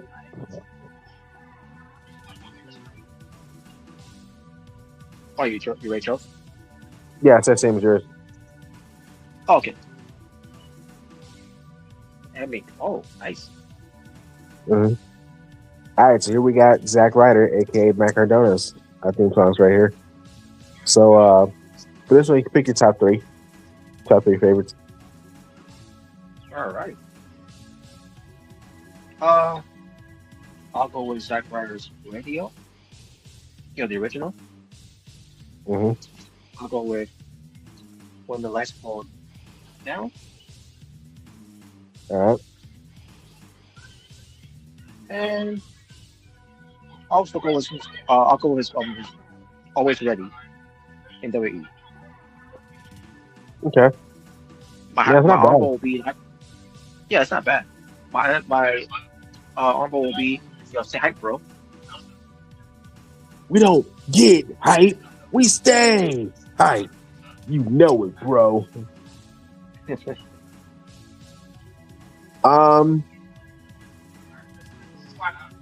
Yeah, same as yours. Radio, the original Radio.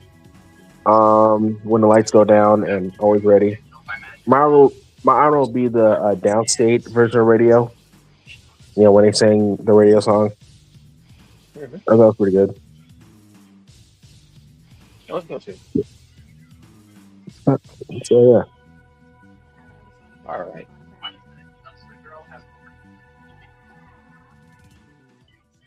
All right. So since it's Black History Month. Yeah, since it's Black History Month. Here we got these, black champions right here. Basically, you can pick your top four favorite black champions in wrestling, whether it's AEW, TNA, WWE, whatever, WCW, whatever. All right. Yeah, top four. My top four. I'll go with Booker T. Sucker. Five time WCW champ. Yes. That's right, sucker. Yep. I'll go with The Rock. I'll go All with right. Bobby Lashley. All right. And I'll go with Jacqueline. Okay. My male honorable will be Obafemi, and my female honorable will be Naomi. All right. For me, I'll also go with Booker T, WCW champion. Mm-hmm. I will go with. I'll also go with Bobby Lashley.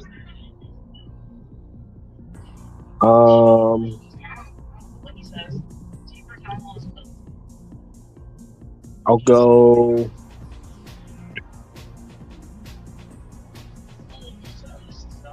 Obafemi as NXT champion.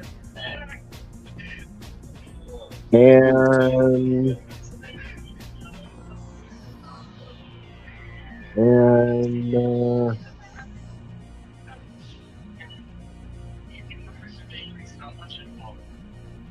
I'll go.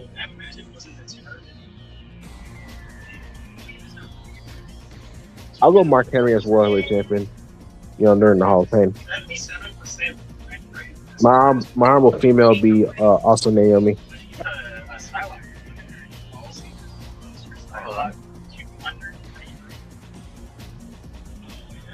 And next one.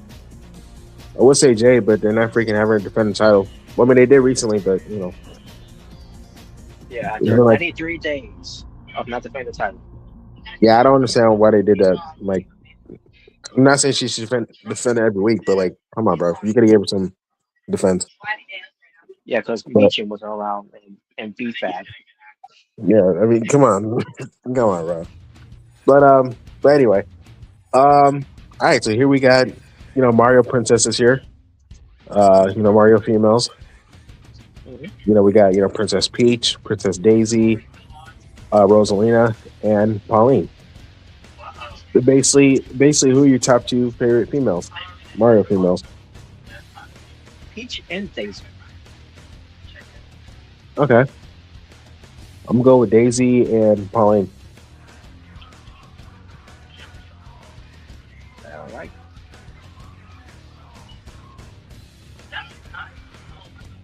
All right. Since Biggie has confirmed that he's retiring, Mhm. basically here we got his accomplishments. Championship accomplishments in WWE. So basically, what is your top 3 favorite accomplishments of Big E in WWE? All right. I'll go with him winning the Intercontinental Championship, his first reign. Okay. Okay. I'll go with him winning the WWE Tag Team Championship, his first reign. Okay. And I'll go with him winning the WWE Championship. All right. My For honorable will me, be him winning the reign. okay. For me, I'll go with him win the NXT Championship. I'll go with him win Intercontinental Championship, his first reign, and I'll also go with him win the WWE Championship. My honorables also the Money in the Bank. All right. So yeah.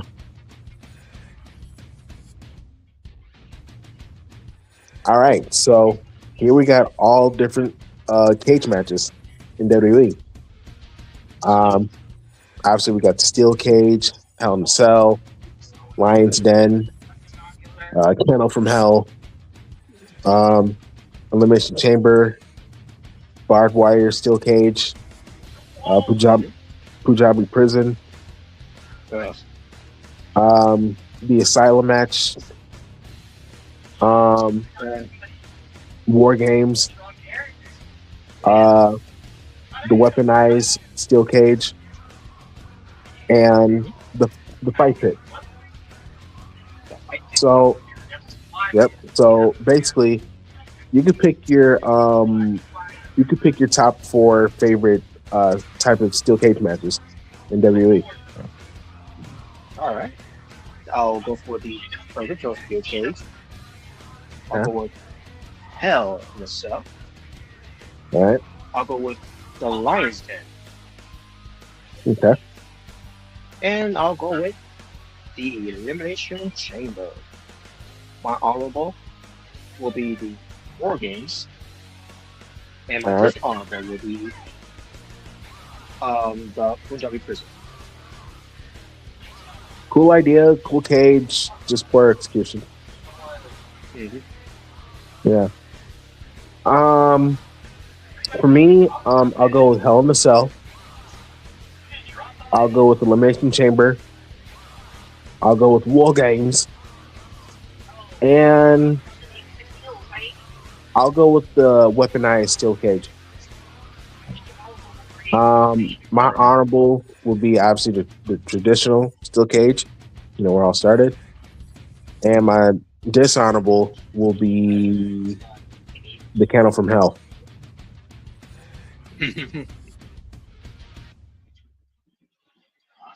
The execution of that structure was bad, especially with the dogs.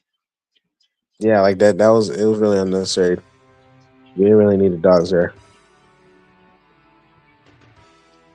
All right. All right.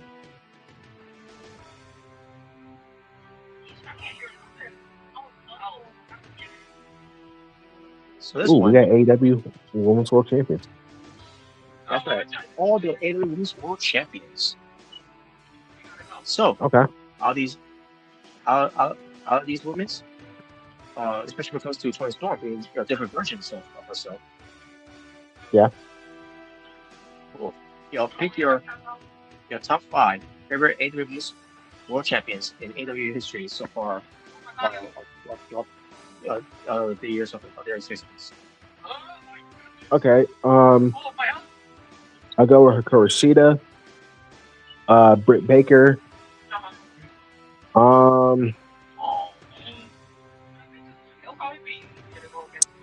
go with Jamie Hayter. Timeless Tony Storm. And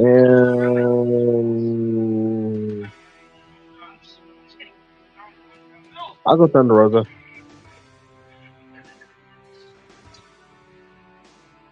All right. For me, I'll go with Riho, Hikaru Shida, Britt Baker, Jamie Hayter, and Timeless Tony Storm. My arm will be Thunder Rosa. All right.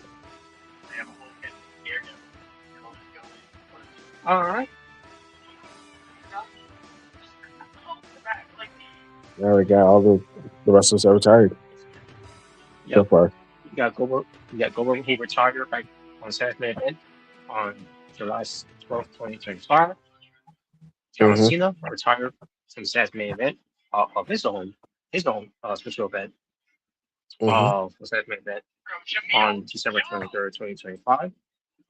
Mhm. You got JDC who Mhm. retired at TNA Genesis on January 17th, 2026. Mhm. You got Hiroshi Tanahashi retiring at Wrestle Kingdom Mhm. in the Tokyo Dome on January 4th, 2026. You got the phenomenal AJ Styles retiring from the Royal in Riyadh. And you got Big E, who announces officially retiring from in-ring action from February 6th, 2026. So, all these six, which top three is the most impactful that's retired from wrestling?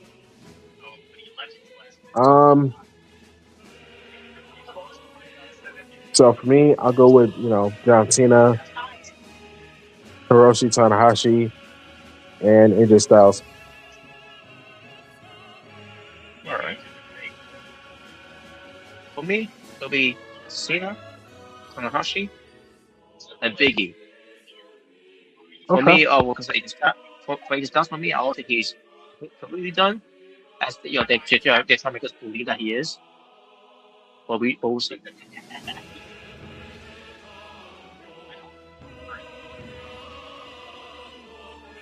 All right. So All right. we got these events that Ray Orton has lost his matches. Which are unloved. So and obviously we got the Chamber coming up as well, which Mhm. some people will prefer him winning the Chamber instead of Cody Rhodes. But don't hold your breath, folks. Cody's winning. Yeah, we'll see. We'll see if it does.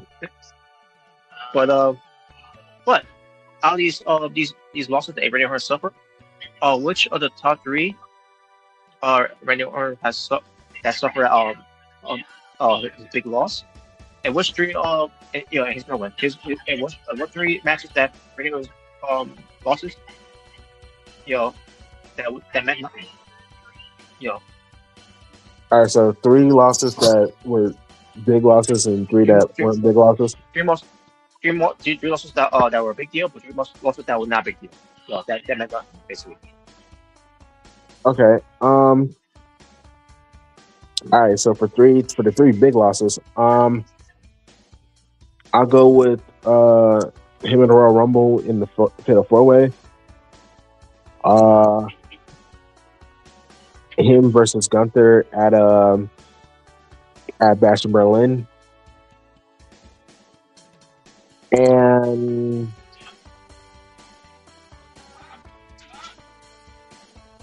I guess I'll go with him losing to Cody Rhodes at Night of Champions.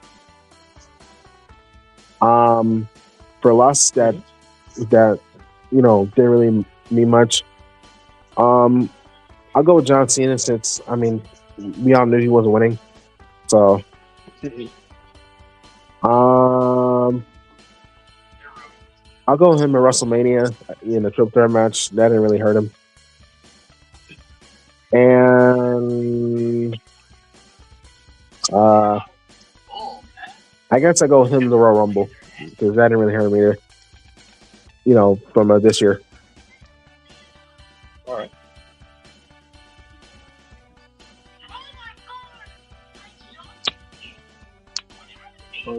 for me, the dream matches that Ray or lost was a big deal would be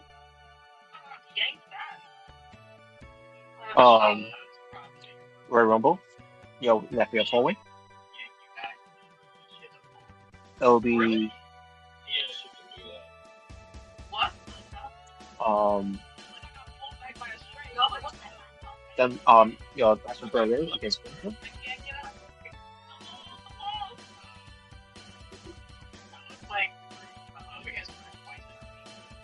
And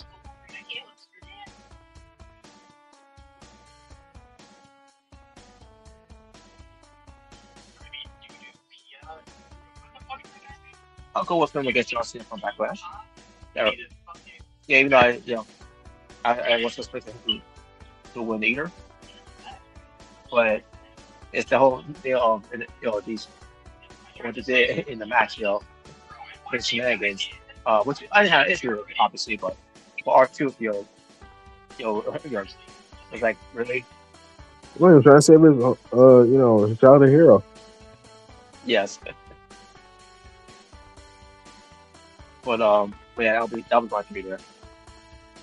The three that was really meant didn't really mean anything will be Seth's main event that fell forward. The Night Champions against Cody Rhodes. And that that proved that match at WrestleMania. Okay. I thought I was just a worthless match to have. That's great. But that's good. It's the last one. All right. So with this one, we'll go to 2025 of what comes most overrated, which we already discussed already because of Uso. Yeah. Yay. But what comes to this, your top five here so far in Seth Rollins, Mm-hmm. Jay Cargill, CM Punk, I don't get why, and Jay Uso. Yeah, I mean, I don't get why CM Punk's there. Yeah, I kind of don't understand why the Cargill's there, but that's my opinion. Yeah. So, in your case, who are the top three here that doesn't belong on this top five list? Most overrated. Well, like I already said, Punk, Jay Cargill.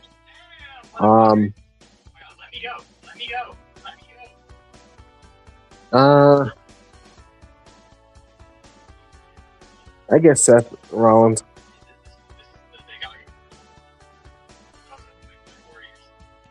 So yeah, those are my top three. The fact that Evil was even on the top five list is totally unbelievable. Yeah, Evil's garbage. Because he's fucking garbage. I wouldn't even say he's overrated. He's just garbage. Yes. Well, I will give Evil this. Yes. Well, I'm actually giving Evil credit here. At least never see him watch or looking sloppy like Jay Uso has. Okay, so him being main event Jay. Well, yeah. But yeah, I agree with you. Punk, Jade, and Seth, they don't belong on that list or being overrated because despite how how Jay Cargill is being booked right now, especially with her not defending the title, for the last 93 days, so she finally did. Which I still don't understand why they did that. Yeah. And yeah, she's not delivering in the ring that much, but you look at her, just take a look at her and you see Strawberry over her. Yeah, and she's good at promos too. She's really good at promos. Yeah, now she's really get into her promos now because she what she's what she's really supposed to be. Yeah. I just wish, they would, have more matches, in terms of like world title matches. Yeah. But yeah. Hopefully now, since, he had the match with Jordan Grace, hopefully now they start actually, have her defend the title. But yeah, we'll see. We'll see what happens. Yes. Exactly. So yeah, those are the events. CM Punk, Jake Mario, and Seth freaking Rollins.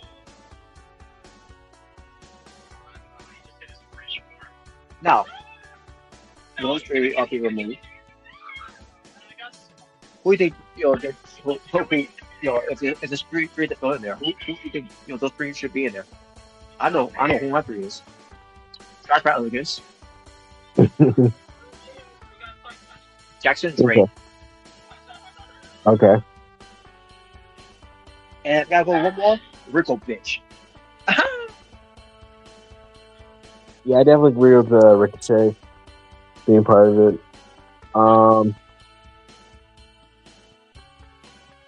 Who else? My man, he's not really a wrestler, but I gotta go with Don Callis. Um,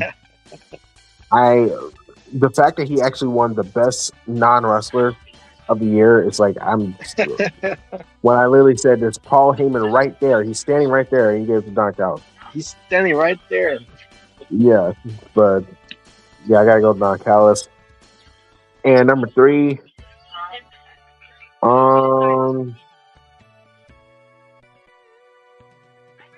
number 3, let me think. I guess. I mean, I don't hate her, but like she is kind of overrated. I gotta go with Mercedes Moné. Oh yeah. Yeah, they kind of overrated her, and AEW, especially with the whole, no.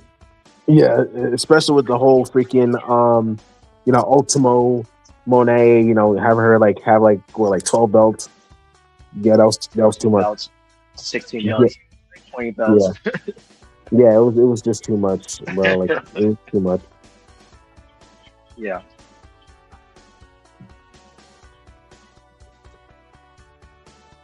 CEO overrated. Yeah, exactly. CV overrated. All right, there you go. I guess show one more because I just don't just had to do off on topics, but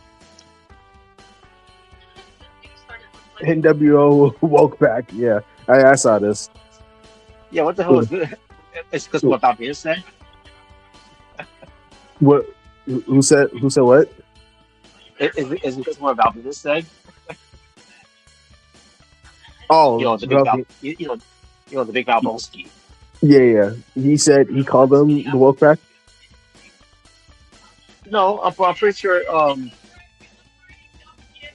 don't know I don't know what side of the he woke up on, but he did. I heard he did a tweet, which I think I saw for Christian. Basically, he was him working. Showing a picture of him working out, right? Right. He looks in good shape too. And basically, saying, so all you, IWC morons, Mm-hmm. he talk about, you can look good like me, something like that. Or like, someone, like a Sami Zayn or Kevin Owens. Wow. Or a Mick Foley and Kevin Nash. Dang. I'm like, what the fuck? Like, what's side of the he woke up in? Like, talk about Mick Foley about people. Why? Because he's not in support of Donald Trump.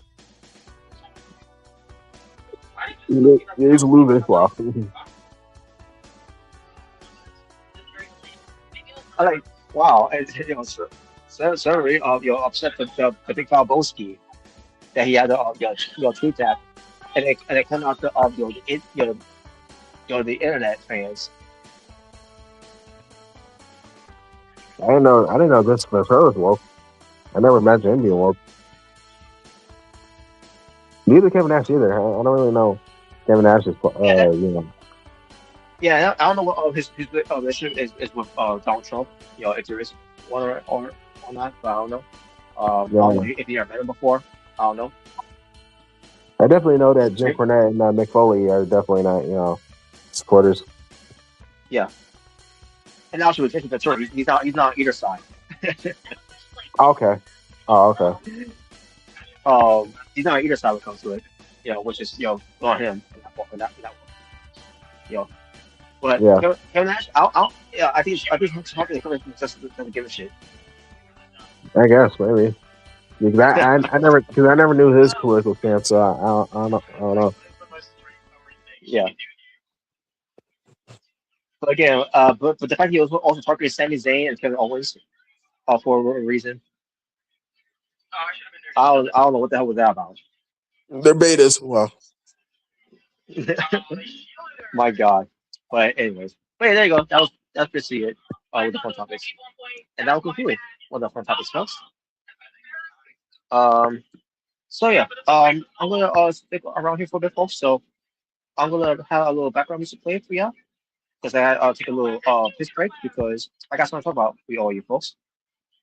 And I'll try to show this one for the panel for next time. When we're more active and more awake. But I got to talk about when it comes to things that I need to discuss here. When it comes to things, just three things basically. So just bear with me when it comes to it, folks, and I'll wrap back with you. Meantime, how you guys listen to some music. While I take a little break.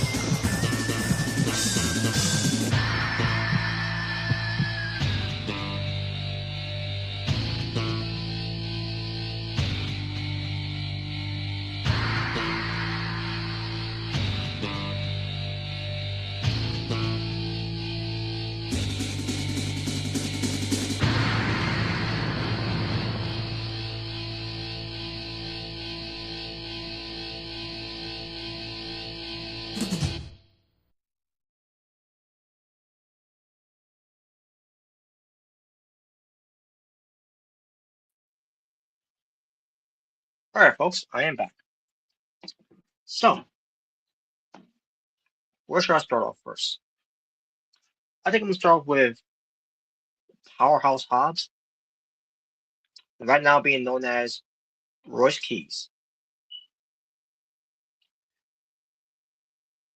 Yes, I will start. I will definitely start with, Royce Keys, who was Powerhouse, who was better known in the AEW as Powerhouse Hobbs, who is now in WWE as Royce Keys. Royce Keys, basically, it's about his age. So Royce Keys, he's now, turned out to be what age they say he was when they first thought. He was what, 34 years old.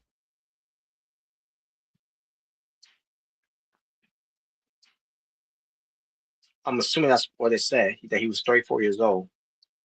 Oh, I'm sorry, that he said he was 34 years old, Royce Keys. But come to find out, which just been kept from AW for a while. I believe, Meltzer's name was involved in this as well when it comes to it, that he knew about as well. Because Dave Meltzer was one who put it out there when it came to Royce Keys' age. So William Hobson, that's his real name, better known as Will Hobbs and Powerhouse Hobbs, now going by the name of Royce Keys. Turns out that he is not in his 30s. When it comes to him being in his mid 30s, or let alone, to be in the age of 30. Turns to find out he's in his 40s. Basically, the age that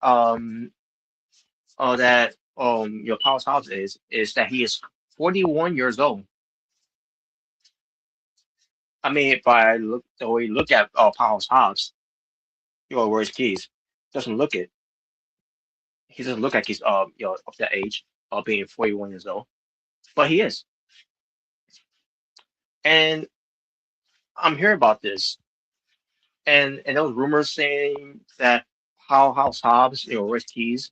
Yeah, again, I can use calling him Royce Keys, because I can't call him by Powerhouse Hobbs anymore. 'Cause that's not his name anymore. But basically, when it comes to Royce Keys being 41 years old, rumors that when WWE found out about his age, that that he was fired from WWE, which those reports were well debunked, because first of all, they was not going to fire him because he lied about his age, and on top of that, I doubt the age gap of Royce Keys is even an issue. Now, it was an issue before when it comes to the old regime, and. But then it makes no sense. But when they say that, we got other people that they're up there that could have been up, a lot older, that were still there. But you fire those that were getting up there in age, that were also at the same age as them, but they end up getting fired anyways. It's a bipolar way of who they want who they want to choose to keep to employ, or not. But no, those rumors were debunked. Royce Keys has not been released from WWE because he lied about his age, and I don't think he lied to the company about his age. I think I don't think I don't think he told him about his age at all. I'm pretty sure but maybe he did. But that's for Royce Keys to talk about it when it comes to it.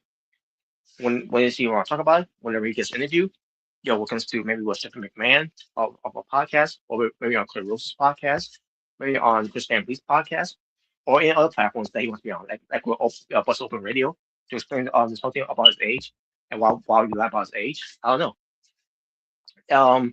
Then again, why did Marty Wright lie about his age at the time? Remember, Marty Wright, when he lied about his age, when he said he was 30 years old, and then he told him that he was 40 years old and he was being cut.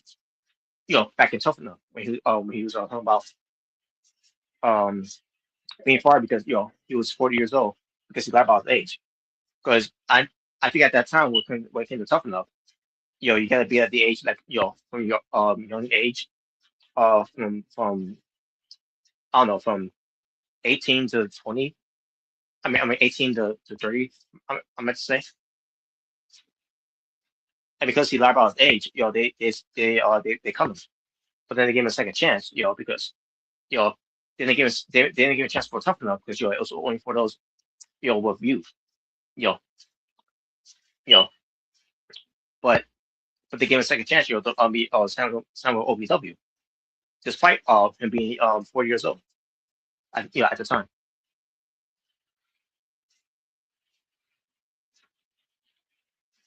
But either way, I don't know why this is a big deal when it comes to Royce Keys of his age. Why did Meltzer put that out there when it came to his age? Why did he put it out there with Royce Keys' age? When he was in AEW, if that was the case.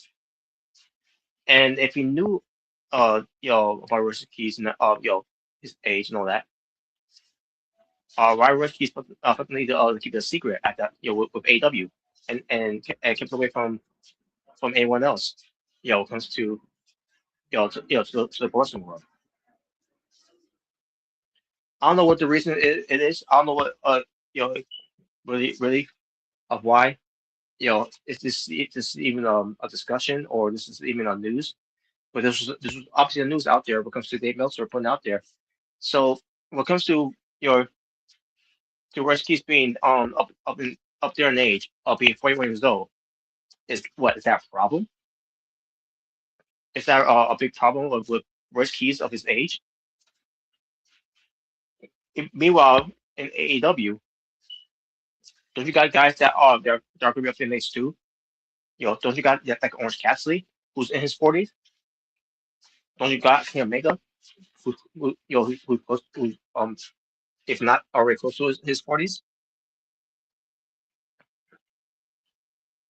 Don't you got Sumo Joe, who I'm assuming is up there, is your age of being 40, who's going to be soon eventually retiring? Yeah, King Omega, he's 42.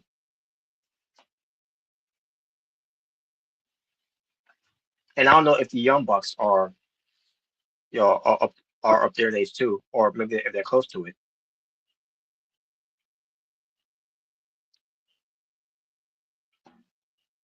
No, I'm not talking about.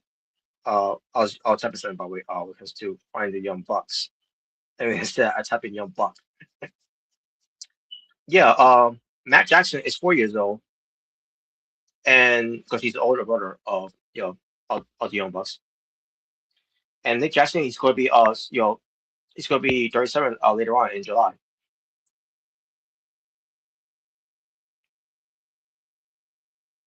And you got Chris Jericho, who's still on your active roster. Okay, he's not removed from the active roster of AEW because I'm assuming he's still a part of the company. Even if he is or not, I don't give a shit. As long as I don't see him, I'm good there.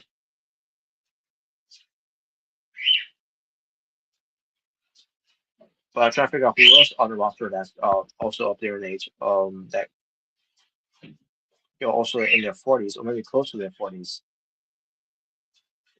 Why this is an issue now? Because to Royce Keys, because he's no longer in AEW, especially with the whole thing with Meltzer putting that out there. He also put it out there when it comes to Royce Keys' salary, where he left for the money. Even though when it comes to at the time it was called Powerhouse House against when it comes to other things that he's involved with the option and how he's doing personnel.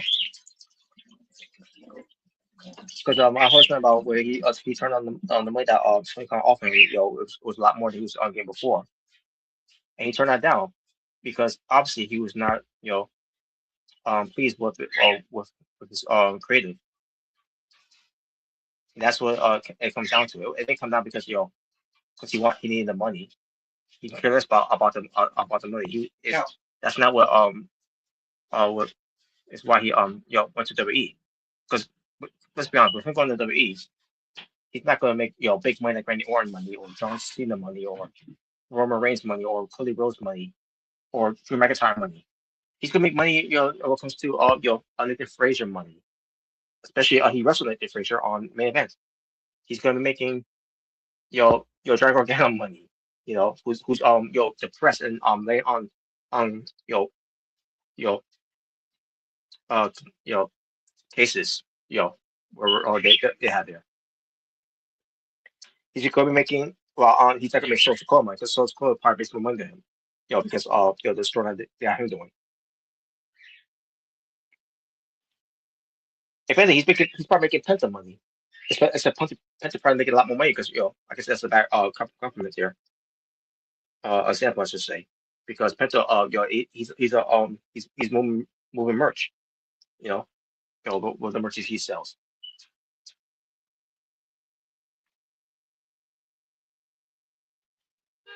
Point is, Powerhouse did not leave the company because he wanted more money. The fact that Powerhouse House left money on the table for AEW to get even more big money for WWE is a joke. He left because he was frustrated with creative. And don't take my word for it, because Devon W talk about this when it comes to your Powerhouse House, during time in AEW. Because they've been doing a lot of stop and push for Powerhouse House. They've been doing a lot of things with Powerhouse House that didn't know what they were doing for him, what direction they have him going in. When it comes to being in this faction or in that faction or in that faction and in that faction. Think about it, he's been in like 4 different factions with Team Taz, with this awful faction that gave us QTV, and then when it came to the Don Callis family, which he ends up being gone because he got hurt, and now he's part of the Ops. Well, not anymore now because now he's gone too.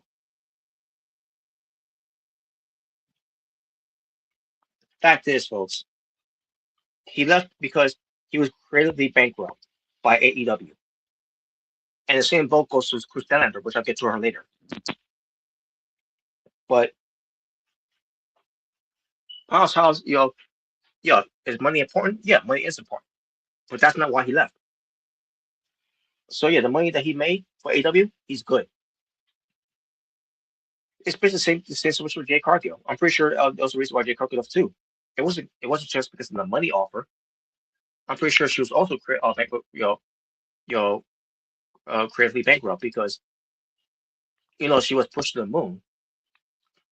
But yeah, and they gave her this Goldberg streak, and until it ended, they gave her this being long reigning TBS champion to Machine when they broke it.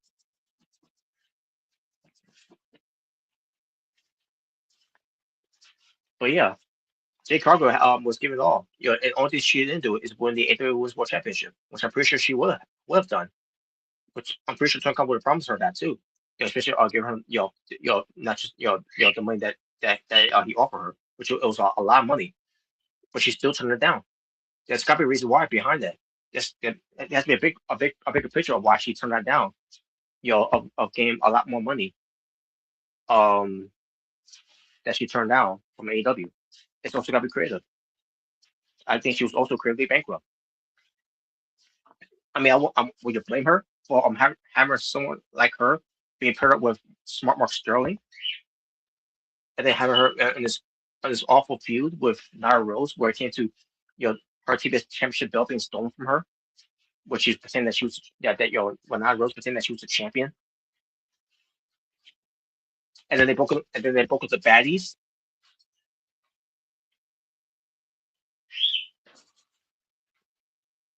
They really did Jay Cargill's whole favorite there at the end, So, did she leave because she wanted more money? I'm pretty sure that has to be the reason too. But she ran a buck low money already by working with AEW. So Tony Khan is giving out money like crazy, But I believe Jay Cargill also left, not just for the money. but she also left because she was creatively bankrupt. And I'm pretty sure it's the same thing. Actually, I don't think I know it's the same thing with Powerhouse Hobbs too. Royce Keys is now, going to be in a better position, in WWE. WWE is going to be giving him that Tony Khan, for a reason, keep doing the whole stop and go, with his push, creatively. But, Powerhouse Hobbs, it's better than what the AW was doing from. Because sometimes they make it look strong, but there are times they don't make it look strong. There are times they make it look like a monster, and there are times they not make it look like a monster. Now, what WWE is doing with him is any better? Not so much, because they got wrestling our main event of all places. Instead of showcasing him on TV, or at least showcasing him on NXT. Like, I don't know what the hell they're doing with our Royce Keys right now, WWE. But no, the age should not be a reason why Powerhouse Hobbs, as Royce Keys, should be a big deal, or an issue, because Uncle Dave feel like that his House Hobbs has left AEW because Dave Meltzer is so in with AEW, up their ass, that that he choose the side of AEW than choose a other side of pro wrestling. Hell, you would thought you would think that with Meltzer's success with Japanese wrestling, that he would actually prefer Japanese wrestling over AEW. No, he's turning against AEW. I mean, he actually turning against the Japanese wrestling over AEW.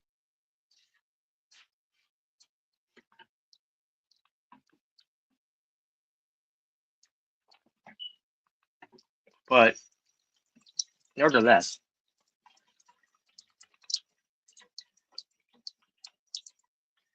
when it comes to Royce Keys being 41 years old, should not be an issue, because when it comes to his age in WWE, like Damian Priest, who's in his 40s, AJ Styles, who was in his 40s, during those times, John Cena was over the age of 40, Clay Russell, who was in his 40s, Randy Orton, I think that's someone from his late 40s. You got a lot of guys they're getting close to being 40, or already at their 40s. There are wrestling on there, and being featured on there. So why, with Royce Keys, is anything different? Why a Meltzer, feel like putting that report out there with Royce Keys, because of his age, is anything different?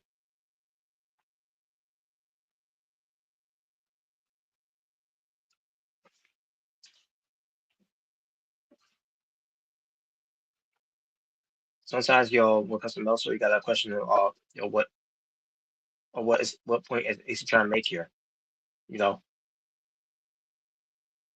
what's he trying to trying to do when it comes to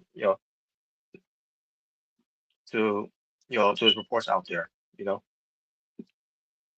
but nevertheless. But that's enough for me to bring up with the panel, for next PTA, whenever I can do it, this week coming up. Now, another thing I want to talk about here, I mentioned Kris Statlander before. Kris Statlander, the former AEW Women's World Champion, a former also TBS champion for AEW. So this was before she lost the belt, because she was being interviewed by TMZ about her position in AEW right now. And what I'm gonna do for y'all folks is I'm gonna show y'all an audio about what Kris Statlander, basically a snippet clip of what Kris Statlander was discussing, what pertains to what AEW is doing with her. And this was before they took the belt off her, because she was still the AEW Women's World Champion. So this is Kris Statlander, the AEW Women's World Champion, being interviewed by TMZ about her position in AEW right now. Take a listen. I've just been like a constant up and down wave of like trying to figure out who I am and try and tell people who I am, and like just being kind of lost in myself that I haven't really been able to sit down and get the chance and explain to a lot of people, like, this is who I am, this is who I need. And then, you know, I fortunately got a very, you know, due to Toni Storm being a little radical and out there, she's like, you, title match. And we were all like, okay, great. I'll take advantage of this opportunity. Meanwhile, I was in the middle of still trying to like find myself.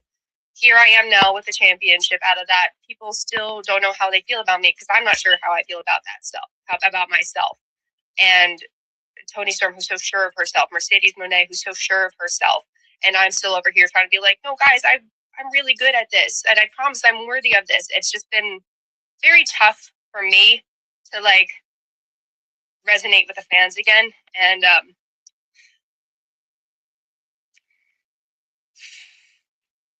sorry to make you emotional. No, it's something I've been dealing with a lot, and it's really tough to feel like I'm not getting the chance to show everybody what I'm trying to do and be so sure of myself, because I don't have a sob story anymore. I recovered from 2 major injuries. I lost my belt. I lost my friends. I didn't get forgiven, but now I got the belt. I got my friends back. I don't have a reason for people to sympathize with me anymore, and I don't want the sympathy. I want them to understand that I am everything I said I was this whole time, and I deserve to be in this position. And it's okay to not feel bad for me, and it's okay to like just be confident. And I feel like that's a whole lot of things that people aren't comfortable accepting sometimes when they expect to see like a happy, bubbly baby face and stuff. And that was the interview from Kris Statlander. And I feel bad for her because tell me what she's telling lies there. Because yes, this is Kris Statlander who came into AEW, who was, I can't remember what, I'm pretty sure it was 2019 she made her debut, or it was like in maybe 2020. Obviously in early 2020. I could look it up though, but still. But I remember her coming into the scene, and what was her character? She was an alien, because obviously that was her gimmick from the Indies. And she got and she made a connection with that character. But doing the whole boop, the whole thing with the finger, to the boop on the nose. That was a good connection there to the audience. And obviously she ends up dealing with an injury that she mentioned in this interview. I remember obviously she did suffer an injury on that year. And yes, she did make her debut in AEW in 2019. That was back in November. So it was back in November she made her debut. And from there, that's where she came in as the alien. That was her gimmick, that she was an alien. And she got opportunity for the title against Nara Rose, at I think it's at Revolution, right? Now she shouldn't have, but she obviously didn't win it, but I'm pretty sure that's what it led to the match for obviously for the title. No, I'm sorry, I think it was the 1-0. No, sorry, I'm looking at the wrong year. My fault. I'm pretty sure it was Revolution when she got the opportunity for the title. Yes, it was Revolution. Now I remember now. Yes, it was Revolution. And then all of a sudden we get because this around the pandemic, all of a sudden she gets injured. She got an ACL tear that she needed surgery on.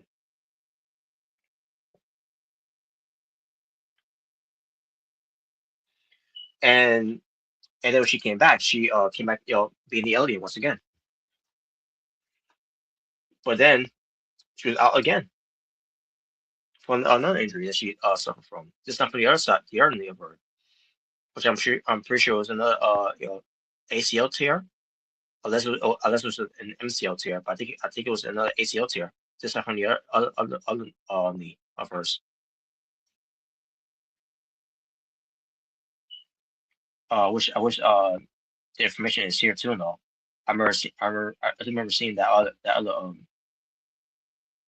yeah, from her left leg. The front when she got hurt, it was her left leg, and then her right leg. Yeah, here it is. Her right leg also got hurt. So she tore another ACL from her right leg. Yes, like I said before, she tore two ACLs. She tore her left one from 2020, and then in 2021, after coming back, which it wasn't uh you know it was for a short period of time. In 2021, she came back and she got hurt again. This time from her right leg, from her ACL, and then she came back, to feud to get a shot at the TBS championship against Jay Cargill. And I think that was in 2023, I think it was, because they didn't really use her in that much in 2022. As a matter of fact, yeah, it wasn't in 2022 she suffered the injury, and when she came back in 2021, she was still portrayed as an alien, but then all of a sudden they started dying away from her alien gimmick. I can't remember when they dialed back off her alien gimmick, and she ends up just being regular Kris Statlander.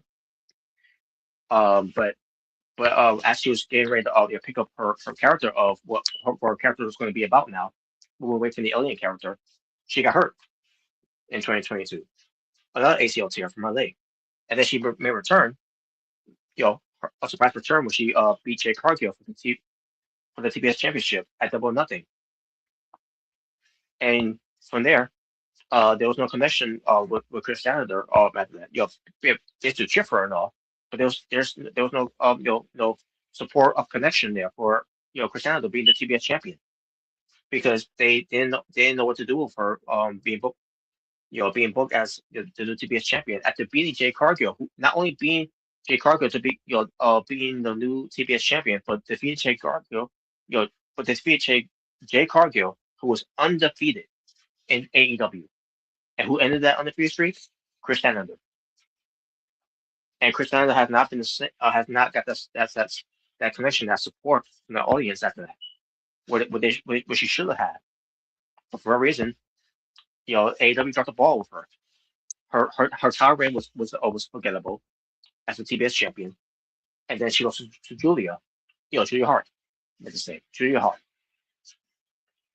And obviously, it was she lost in a three-way match. But I can't remember who else was in the match. I think it was Will Nightingale. I think it was. I can't remember. Unless it was somebody else. I can't. I don't recall. But point is, you know, she's trying to find her way, and all of a sudden, she and Will Nightingale were a team, best friends, and then being paired up with Stokely Hathaway, where Stokely Hathaway was trying to recruit them, and obviously they were rejecting him, but they were willing to to work with him in a way, to see if they can help change his ways, whatever, because Stokely Hathaway was a heel, and for a while they were doing something with Senator having a character with Will Nightingale, and especially with the connection we have with Stokely Hathaway.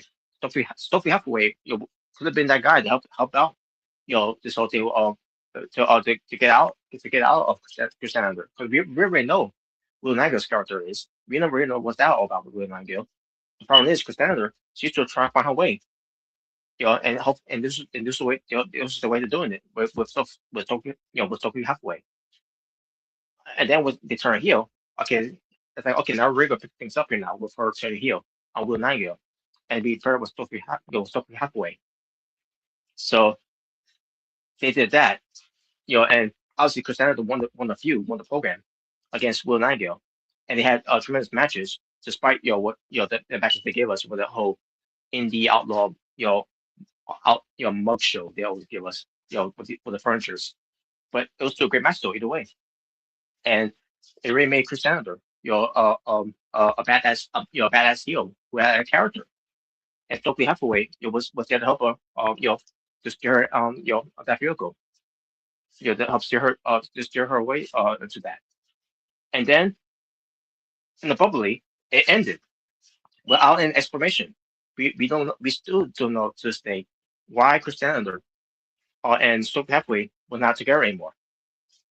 And then later on, Kris Statlander, who turned heel with Nigel, later on ends up turning back to being a babyface. It's like they're doing this whole stop and push thing with Kris Statlander, and they don't know what to do with her, and they don't know what direction they want her to be. They don't know if they want her to be a heel. They don't know if they want her to be a babyface. They don't know if they want her to be an alien. They don't know if they don't want her to be an alien. And then we get to a point where when she got the AEW World Championship, which it happened until until last year, 2025. Because in 2024, her goal was to go after the TBS title, which she failed twice against Mrricanjay21, and I feel like they didn't know what to do with her after that. Yeah, and then they try to do something where she tried to be friends with Will Nightingale, and Will Nightingale will not accept her, you know. And then later on, Kris Statlander, after becoming the AEW World Champion, they try to bring back the alien character again, because I was seeing some signs that they were doing of her, bringing back her alien character, and then all of a sudden they stopped doing that. It's like they don't know what to do with Kris Statlander, and it was frustrating with Kris Statlander, which is why she did the interview with TMZ, of why she got emotional about it, talking about it, that she's trying to find that connection with the audience, that she can do it, she knows how to do it, but they're not giving her the chance to do it. AEW for a reason is not giving her that chance to do it, and it makes me think, because Kris Statlander give that interview to TMZ, is why they decided to take the belt off her. Is that why Tekla won the belt? Because they want to punish Kris Statlander? If that's the case, then why would you do that? Why would you do that to Tekla, who felt like who felt like she earned it? She finally earned it by winning the belt. By being one of your best wrestlers in Kris Statlander. Did you do it because you earned it? Did you do it because you deserve it?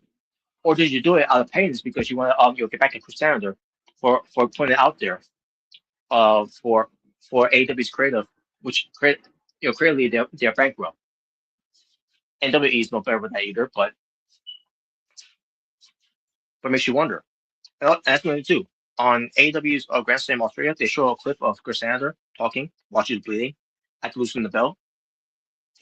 Because I'm pretty sure they got a lot of backlash from a lot of fans, especially when it comes to JD from NY206 talking about it with Jesse on their review of Dynamite. When it comes to sharing that audio, by the way, which that's how I learned about the audio of her interview on TMZ. That's how I learned from watching JD's your review on Dynamite, and they talk about this, and they've been saying this for a while. Even I was on board with them when it comes to all that, but I didn't really talk about that much of it because I was giving it a chance. I want to see what it was going to do with this whole thing. But the main thing is that when it comes to talking about Kris Statlander's position is that why did they end the relationship between Kris Statlander and Stokely Hathaway? There was still no explanation of why they broke up in the first place and why they never got back to it.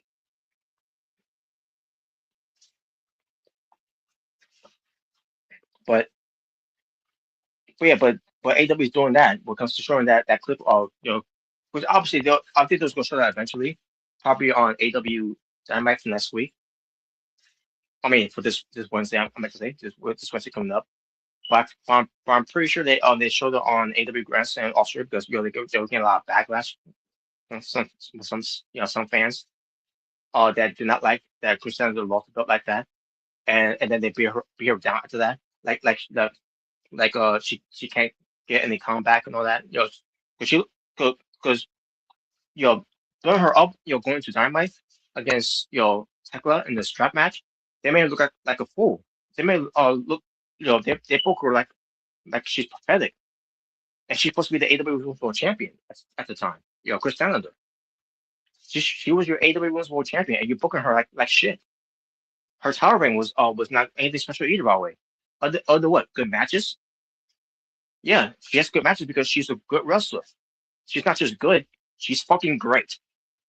Kris Statlander is fucking great.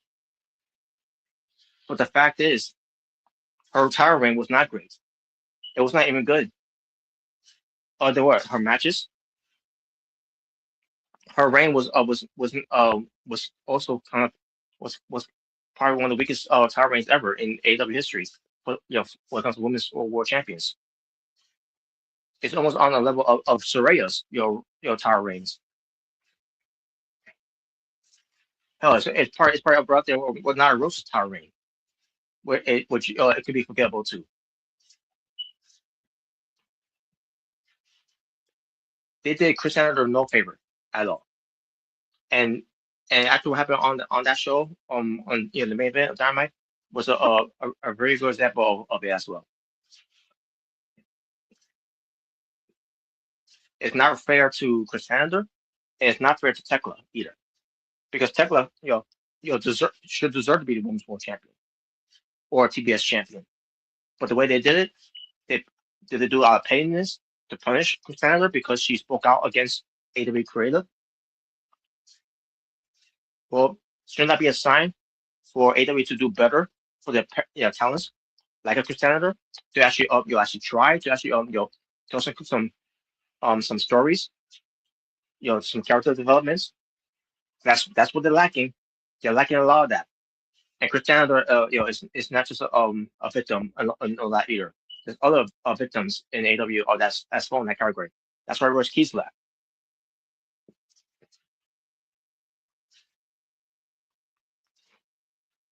And that's probably why Jay Cargill left too.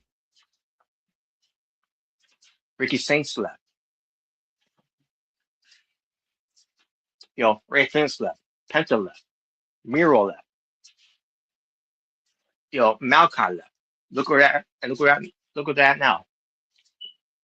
Ricky Starks, who's now Ricky Saints. That's what I meant to say, by the way.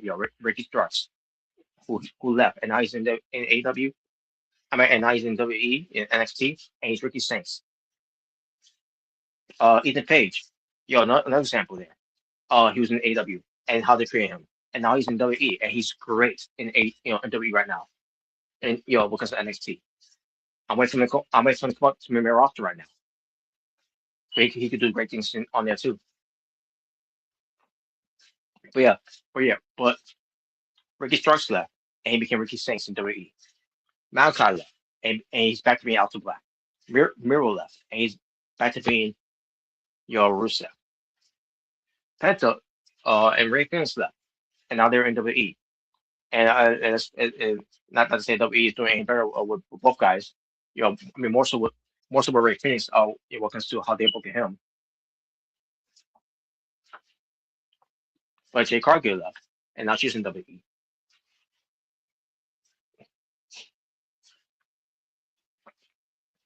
Now and again with Powerhouse, he's gone, and now he's in WE as Royce Keys.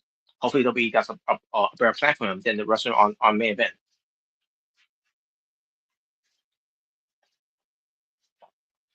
So if they don't treat Kris Statlander any better, and what they want to do with her, what direction they want her character to go into, unless they figure out what to do with Kris Statlander, in AEW, then they're gonna have another one of their AEW star going to be leaving their company and go to WE.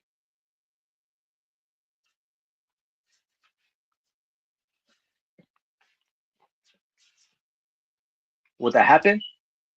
I don't know. But all I do know is that they need to shape up and do something with Kris Statlander, because if they lose her, imagine who else they're gonna lose later on if they don't play the cards with others as well in AEW.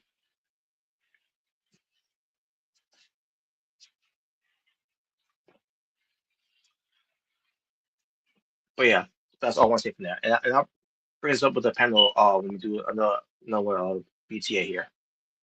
Somewhere down the line.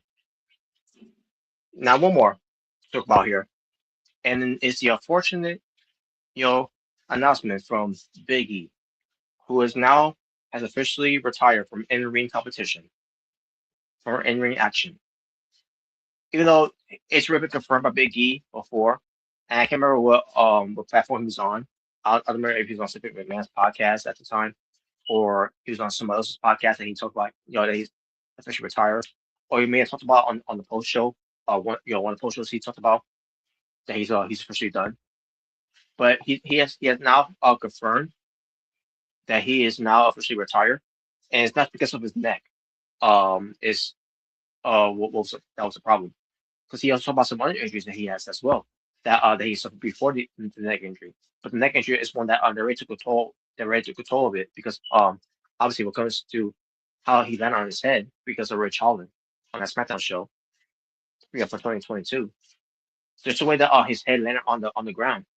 It will give you that you know that joke. I can't think about the word muse when it comes to it, but basically it's just shivers your entire body, your entire bones, because the way he landed, every struck some type of nerve damage from his entire body, from other injuries he has suffered from the past. Because he talked about some injuries he had before, before having that neck injury, that took him out of action since 2022, and now he's doing um now he's doing business for WWE when it comes to being an ambassador, being just being behind the desk, when it comes to doing post shows and pre shows and other things that he'll do as well. So either way, he's got a job for life for the company. He's not going anywhere. He's gonna be doing things for the company for years to come. It just won't be in the ring, unfortunately. So, but it sucks though, because I was really turning things around for Big E. Despite the whole New Day stick that he's been doing for years with Kofi and Xavier.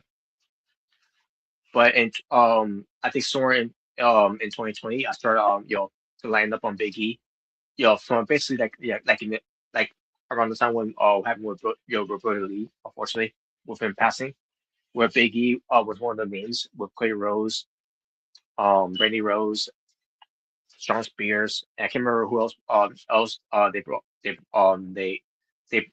together when it comes to have this meeting with the Widow about Brody Lee that he's not going to make it, and Big E name was one of them because Big E was very close to Brody Lee, and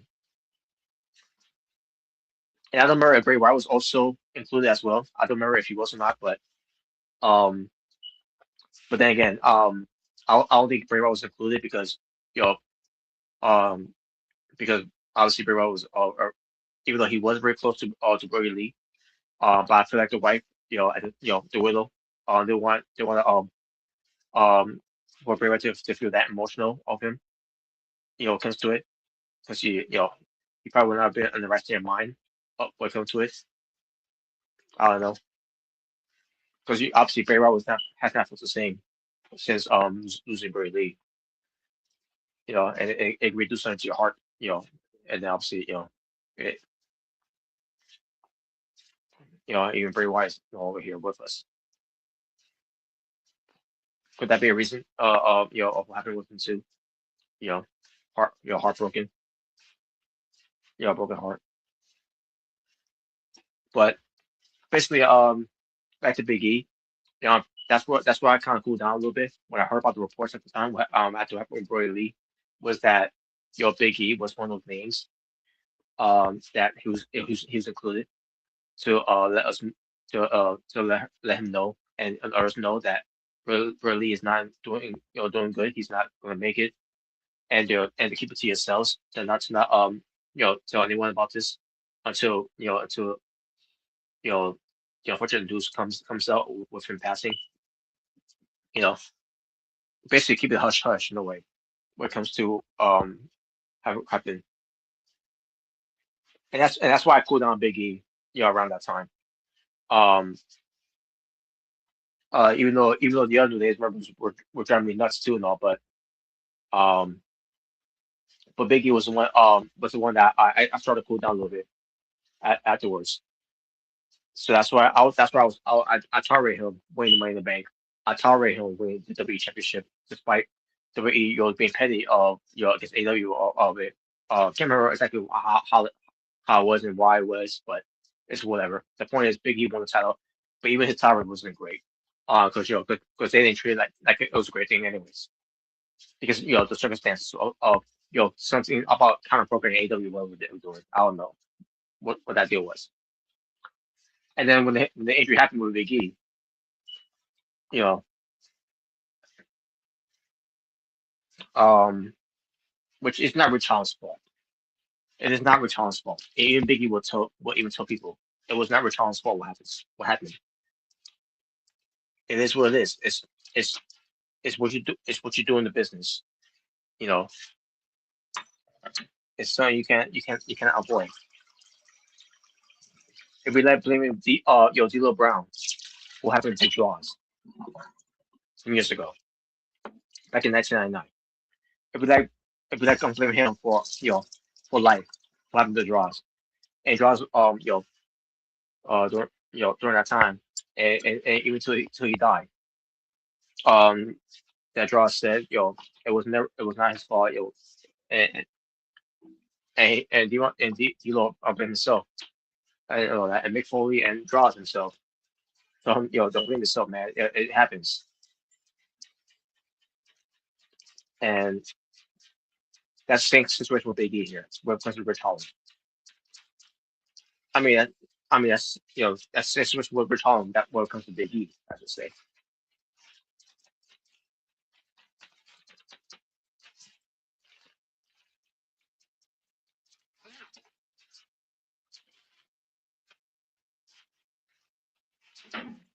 So yeah, folks. It's unfortunate that Big E is not going to be wrestling anymore, but at least we know he's going to be fine. He's still here with us because the least thing that could the worst thing that could happen to Big E is that he could have been dead because of that spot.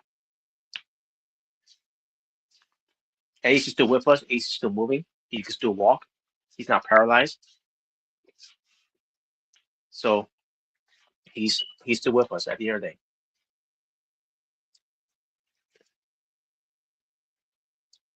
So Big E, thank you for the memories. Thank you for everything you did for even though some things that you're doing now it was too much of a sports entertainment that you did, but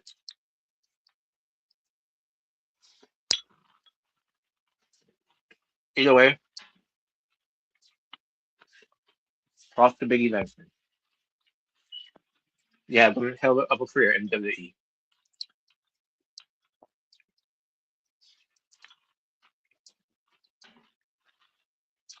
Well, that being said, folks, I'm gonna end from here.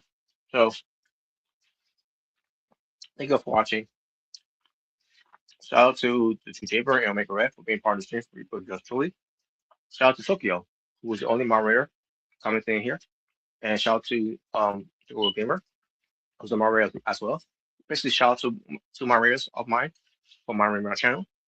And shout out to everyone else that watched but didn't commented in the chat. But if you feel free to do so next time, please please feel free to do so. And we'll talk a little bit. Sorry. Again, please feel free to do so. But if you're gonna do so, make sure it's positive comments. Show some positive love, positive support, have a positive attitude, positive vibe, positive energy, positive mood. Show some positive peace. Keep things a safe space for all parties around. Keep things cool, aloof, and zen for all that are invested. That want to be watching what we do here. What comes to BTA, what comes to watch balls, what comes to something else people do. Either way. So folks, for the TJ Bird, you'll make a red. This is Natural Born Girl saying peace on the streets where you well, stay safe, take care of yourself, everything else in the world. But I am out here, Tata, for now, as habitual and attitude. So goodbye, and good night to all you to feel the burn. Folks, this was episode 283. Next time we do episode PTA, will be episode 284. When that will be, sometime this week, we shall see when it will be. Maybe on the Thursday or probably on the Friday. But until then, folks, take care of yourselves and each other. Take care. God bless. Peace. And we'll see you all. We will see you later on tonight for the Watchmen for Raw on Netflix.